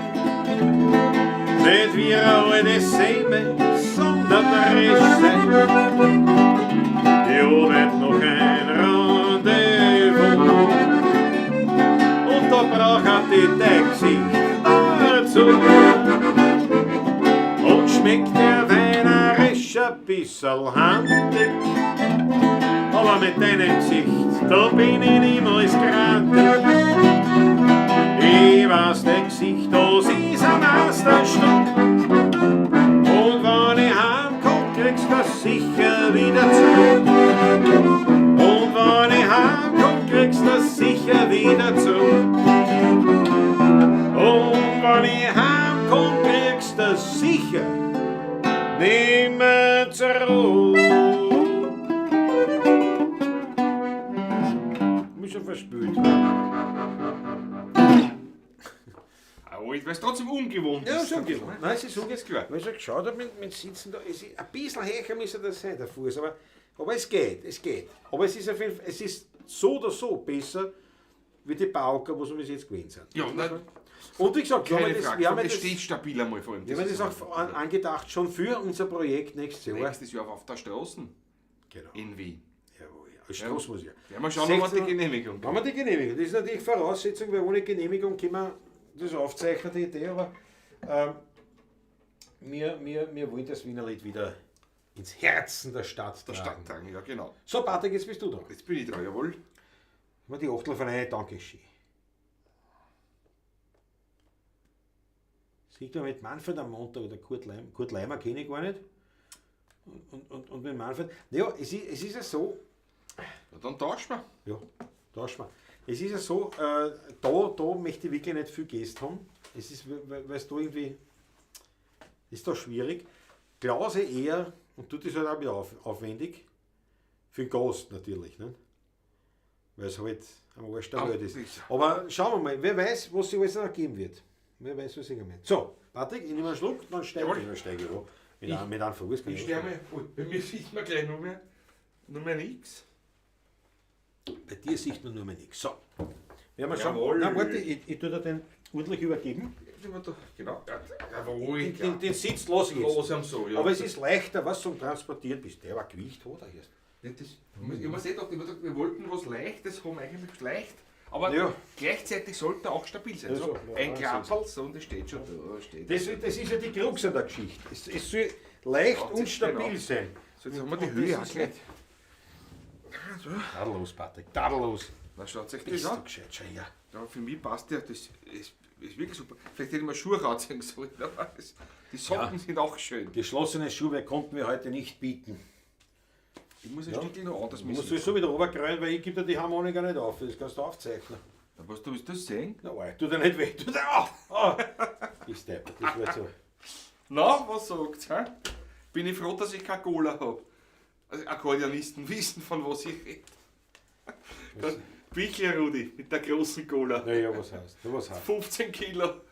Ja, schau, Andrea Waldjapflokester, habt ihr endlich auch wieder zu eurer Pavlatschen Ja, geschafft. das- Gerade rechtzeitig zum Projekt Wienerlied im Herzen von Wien, das klingt ja großartig. Ja, das ist das Projekt. Wir haben auch ein anderes Projekt, wie wir es noch gesagt haben. Wir haben jetzt auch eine Kanalmitgliedschaft. Jawohl, haben wir. Bringt dir keine Vorteile, außer dass du ein Spritzer-Emoji hast, wenn es funktioniert. Beim Start das hat es nicht funktioniert. aber- Es wird funktionieren. ja, aber es Bin wird schon, überzeugt ja, davon. das wird schon. Auf jeden Fall Ich glaube, freuen wir das uns, ist nur Zeitverzug. Ich glaube, das hat irgendwas miteinander. Das werden wir schon Irgendwas irgendwie- muss freigeschalten werden. Das und muss ja dauert erinnern. oder Das irgendwas muss ja das- erinnern. Muss ja erinnern. So, na, auf jeden Fall haben wir das. Na, und das Wienerlied im Herzen von Wien, eben, wir haben vor nächstes Jahr, dass wir immer wieder mal in Wien am Graben spielen, im Idealfall. Wie gesagt, wir müssen da noch schauen, dass wir eine Genehmigung, eine Ausnahmegenehmigung bekommen. Ja. Weil dieses das Standardvorgehen mit der Platzkarten machen wir nicht. Sicher nicht. Ja. Hallo. Aus verschiedenen Gründen. Ja. Und grundsätzlich muss es möglich sein, weil wir haben ja schon nächstes Jahr exakt vor 25 Jahren haben wir gespielt. auf der Straße. Auch damals mit einer Mit Sondergenehmigung. einer Sondergenehmigung. Für den ganzen Und, Sommer. genau. Ja. Und daher wissen wir, dass es grundsätzlich möglich ist. Und jetzt schauen wir, ob wir das hinkriegen. Wenn Zu wir schauen. 25 Jahre, wir bringen das Wienerlied nicht ins Internet, da sind wir eh schon. Das haben wir schon. Wir bringen es wieder auf die Ich Straße. meine, wir bringen Back es to dann the auch, roots. natürlich ins Internet. Es wird mitgefilmt werden, natürlich, Ja. das ist selbstverständlich. Und im besten Fall wird das sogar immer live gestreamt. Das ist der Plan einmal jetzt. Das ist der Plan. Es steht und fällt einmal mit der Genehmigung. Das ist einmal das Allerwichtigste. Und dann müssen wir schauen, dass wir natürlich, wie soll ich sagen, also fragen wir echt gleich einmal, also, hat irgendwer Zeit dann, dass wir da, dass er uns betreut ein bisschen, Regieassistenz und so weiter. Nein, Filme brauchen wir. Filme brauchen wir, ja. Ein, zwei Freunde, die filmen. Die dort sind und wirklich, weil wir stellen schon eine Kamera auf, aber quasi einer, der Handy der mobil ist auch noch. Oder ein Treter da ist, oder weiß ich nicht, wenn einer eine CD kaufen will, oder keine Ahnung.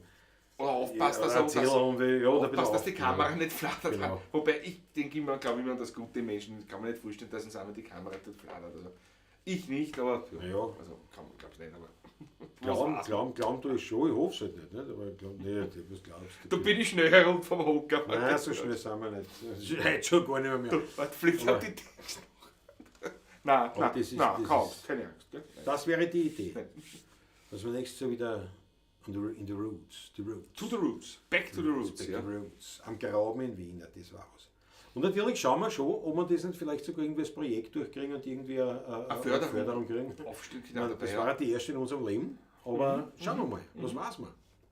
Was weiß man? So Patrick, was reißen wir jetzt da? Vom Hocker, von oben herab, oben herab.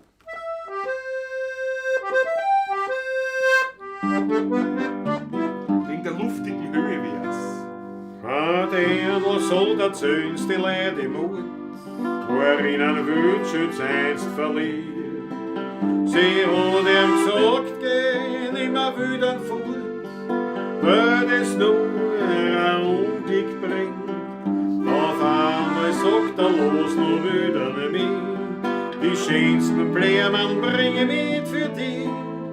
Der Schossen haben sie gefunden in der Früh, die Blumen in der Hand für sie.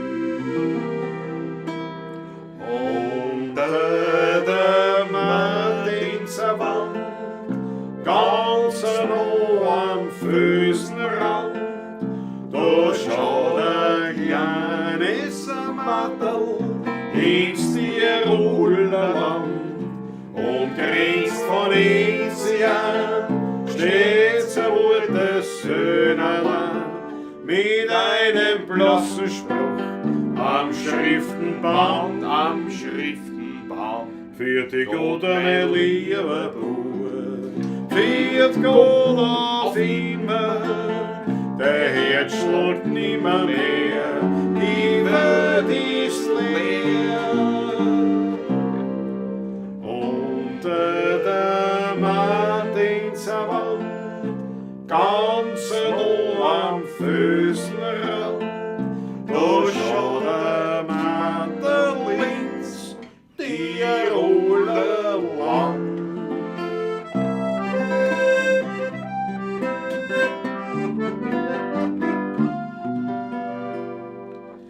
Jeder Wanderer, der vorübergeht, bleibt bei dem kleinen Matterl stehen. Er zieht seinen Hut und spricht ein kurzes Gebet, kann er dann weitergehen. Der Wind fährt leise übers Matterl hin und bringt ein Gruß vom Tannengrün, weil er ein guter Freund vom Wildschütz war und spült hat in sein blonden Haar.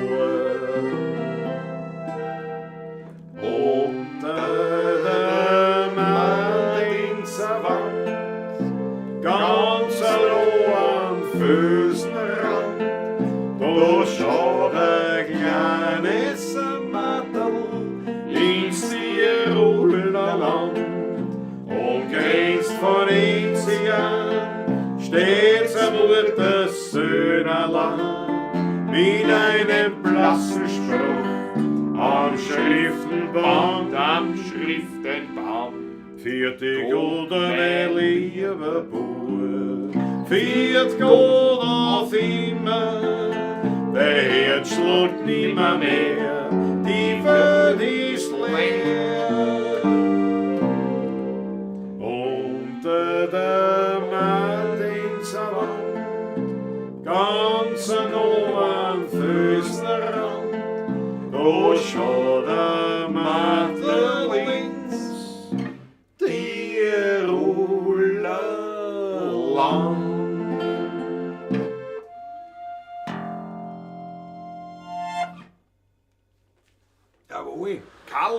wieder Ja, einmal Viertel. heute. Wieder Ja, Viertel. Untergängermarsch, ja. So, da. Marco Cinelli hat das schon gesagt, jetzt sitzt der Kleine so tief und der Große hoch oben. Schaut lustig aus. Ja, gell? Ein Bild für Götter. Ich steige vom hohen Gebirge wieder herunter. Steig over, steig over. Nachdem ich die hohe Schratt gerade bestiegen habe, steige ich wieder. Steig over, ja, komm, Ja, tu die deine hohe Welt. Schratt. Bei mir schaut das so leicht aus, gell? So. Ja, naja. Naja, ich meine, Leicht und ich muss halt herabgleiten. Ja, ne? Bitte, könnt ihr noch mal anschauen, nicht? Was so? Jesus, na schon her, warte mal. Warte ganz. Moment. Oh, ja, bitte, ja. Thomas Faber, hab gerade eine SMS bekommen. Sorry. Meine Ex-Frau ist gestern verstorben, dass sie Wasser in den Beinen gehabt hat und sie im Rollstuhl gesessen. Und die Ex-Frau von Thomas Faber muss man so die Susanne. Das ist die Faber. Susanne, ja. Ja, das ist natürlich ein Wahnsinn. Das ist natürlich ein Wahnsinn. Mein Beileid natürlich und natürlich ja, eine. Zuletzt war sie bei uns für ein Konzert beim Henkel-Haselbrunner. Haselbrunner, ja. Hat eigentlich, ja, aber da hat sie gesagt, ja, sie hat da so eine Geschichte mit die. Eieieiei. Naja, Naja, dann alles Gute, Susanne. ja. Mach's gut. Ein letzter Gruß, Mach's ein gut. letzter Klang. War eine Pavlacisterin, definitiv.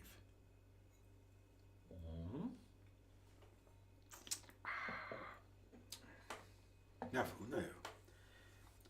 Fritzl probiert es mit den Spritzerglaseln. Schau nach, Patrick.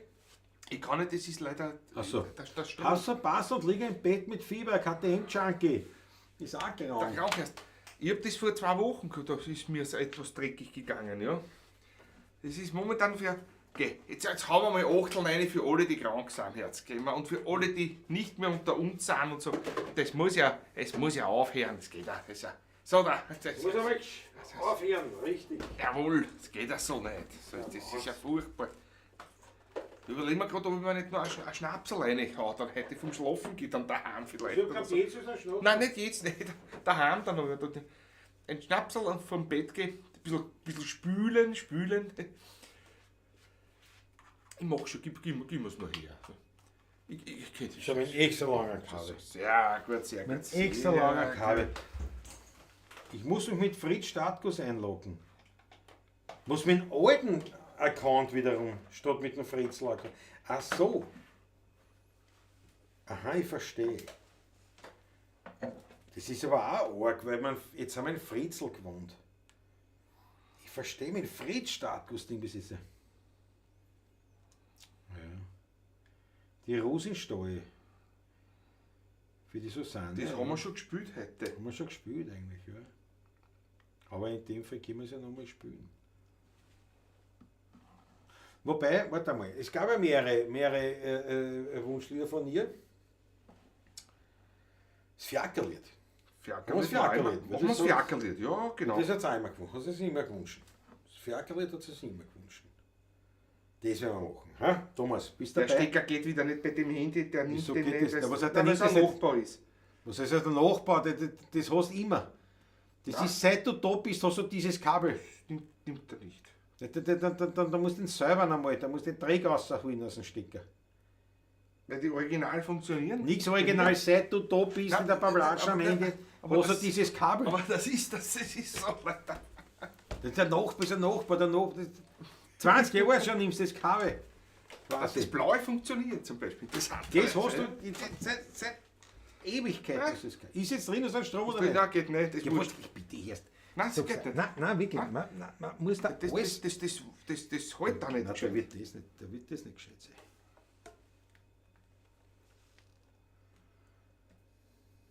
Einige tut's. Der Ding wird nicht. Da wird irgendwas nicht stimmen. Glaube ich eher. Haben wir gleich.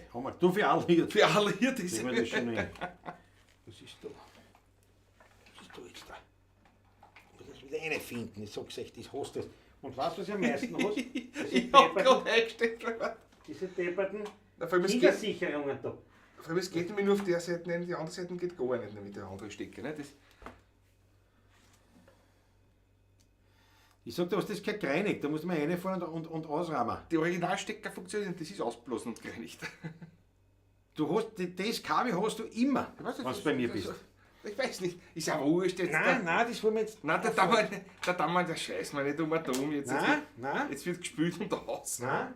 Sollen wir das Blaue, du redest mal vom Original, das Blaue ist auch keins. Ich weiß aber gar nicht, wo das ist. Oh ja, schau, Ganz sauber, da ist überhaupt kein Dreck drinnen. Immer funktioniert das Kabel. Immer. Und jetzt soll das Kabel nicht funktionieren. Bitte schön, da ist das Blaue, weil das ist auch halbwegs langes. Da bin ich gespannt, Ich glaube eher, dass vielleicht das was hat. Glaubst du, dass das Kabel was möglich Nein, ist? der Ding, der da. Der das da, oder was? Ja. Der da was hat? Glaube ich fast eher. Also, da geht's nicht. Das werden wir ausprobieren, das werden wir austesten. Halt, hab's Hartwig, das Geduld. macht auch kein schönes Bild, was du das machst. Muss ich auch ehrlich Alles, sagen. alles durch.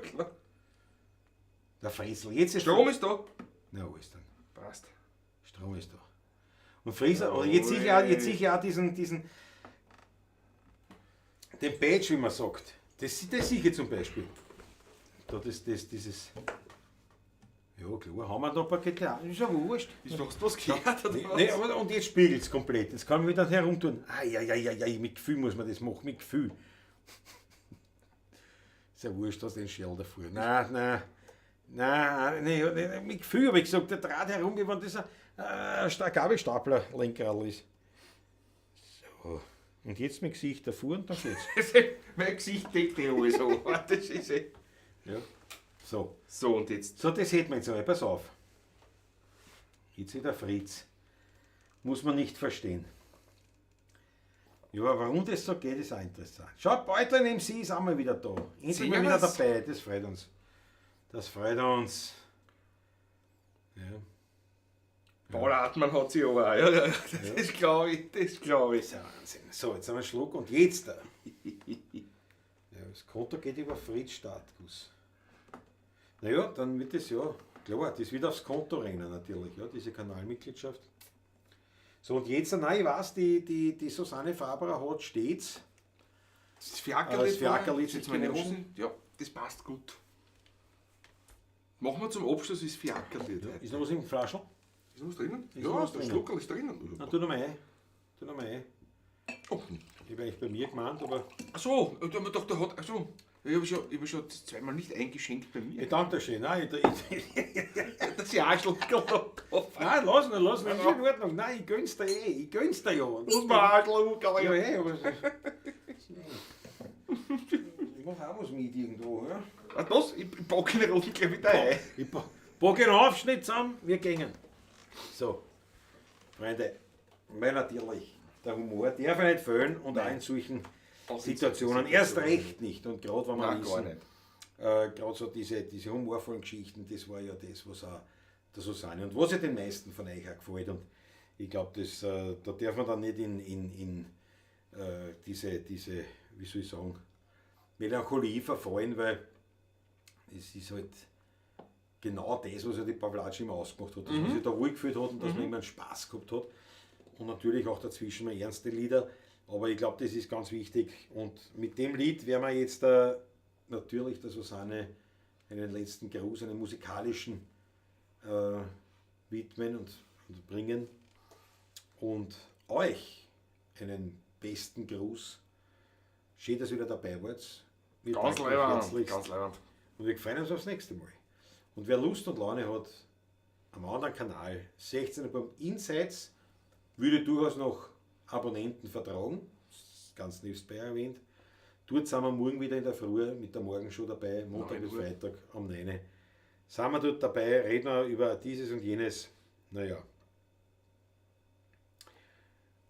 Morgen dürfen wir uns nicht verplappern, wobei wir haben Zeit.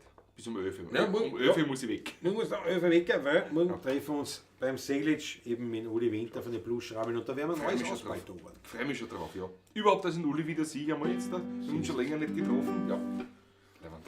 Nein, Nein, ich muss noch. Nein, Es mach tut ich mir nicht. leid. Das Es tut ist- mir leid. so viel Zeit muss sein. So viel Zeit muss sein. Vollkommen richtig. Absolut, absolut. So viel Zeit muss sein. Christian wünscht auch einen schönen Abend. Christian, vierte, wir telefonieren morgen oder schreiben uns einmal, wann wir uns morgen dann treffen. mir oder ich zu dir oder wie wir das machen. Aber ich freue mich schon drauf. Wir haben uns auch schon lange nicht Wenn gesehen. es so sehen wir es also bei dir oder bei mir. Demi, Zu was dir wird, dazu. was wird da deine Frau dazu sagen, die Karin? Die wird uns vielleicht mit Wein und Bier versorgen dann. Ich würde sagen, geh lieber zur Party, weil dann bald hier so am Sofa und dann legen wir es heim. Nein, wir werden das gemütlich angehen.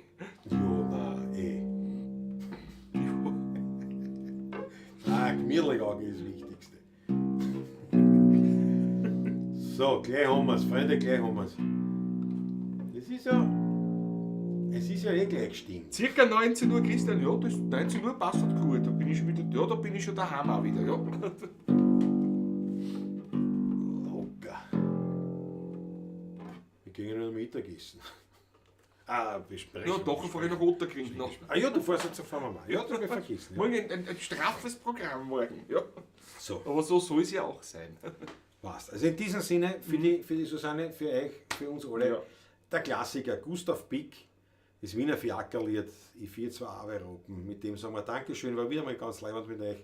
Danke für den Input. Danke schon mal jetzt für alle Kanalmitglieder. Dankeschön. Weltklasse, mir gefällt das voll. Und danke für die vielen Spritzerglaseln, Emojis. Vielleicht baue ich mal ein schöneres, aber ist ja wurscht. Man kann ja mehrere Emojis einbauen. Muss ich da dran arbeiten. Aber jetzt ist es einmal Learning by Doing und jetzt schauen wir mal, was da passiert. Das ist ein rechter Hitz. Aber schon leibend, dass schon dabei sind. Jawohl. Alles Liebe euch und eine schöne Woche wünschen wir euch. Und natürlich der Susanne alles Gute da oben.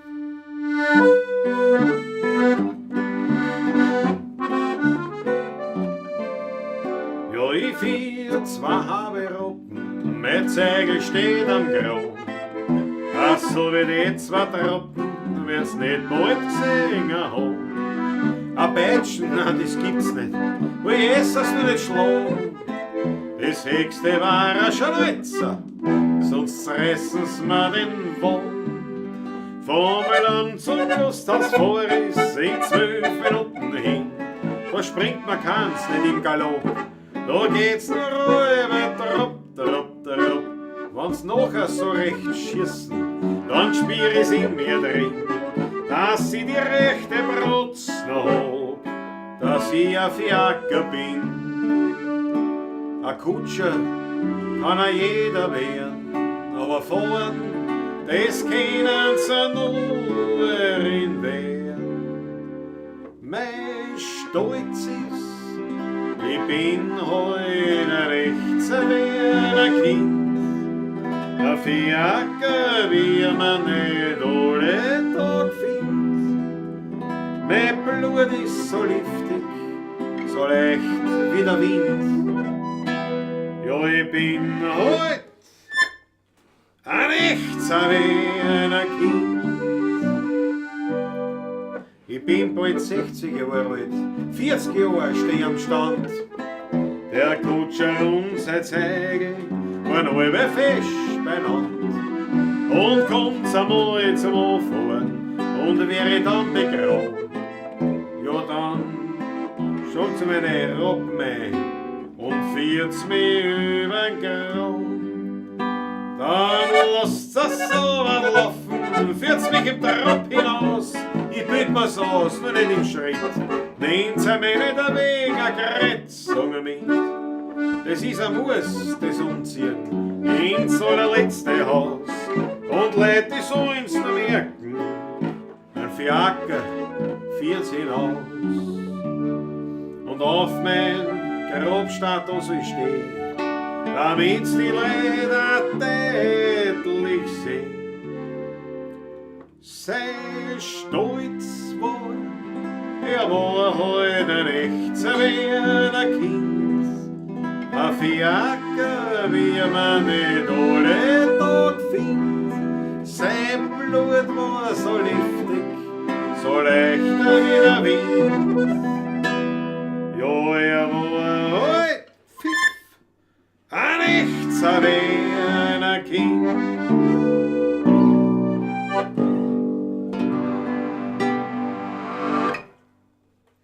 Jawohl. Ja, genau so. Der letzte Schluckerl.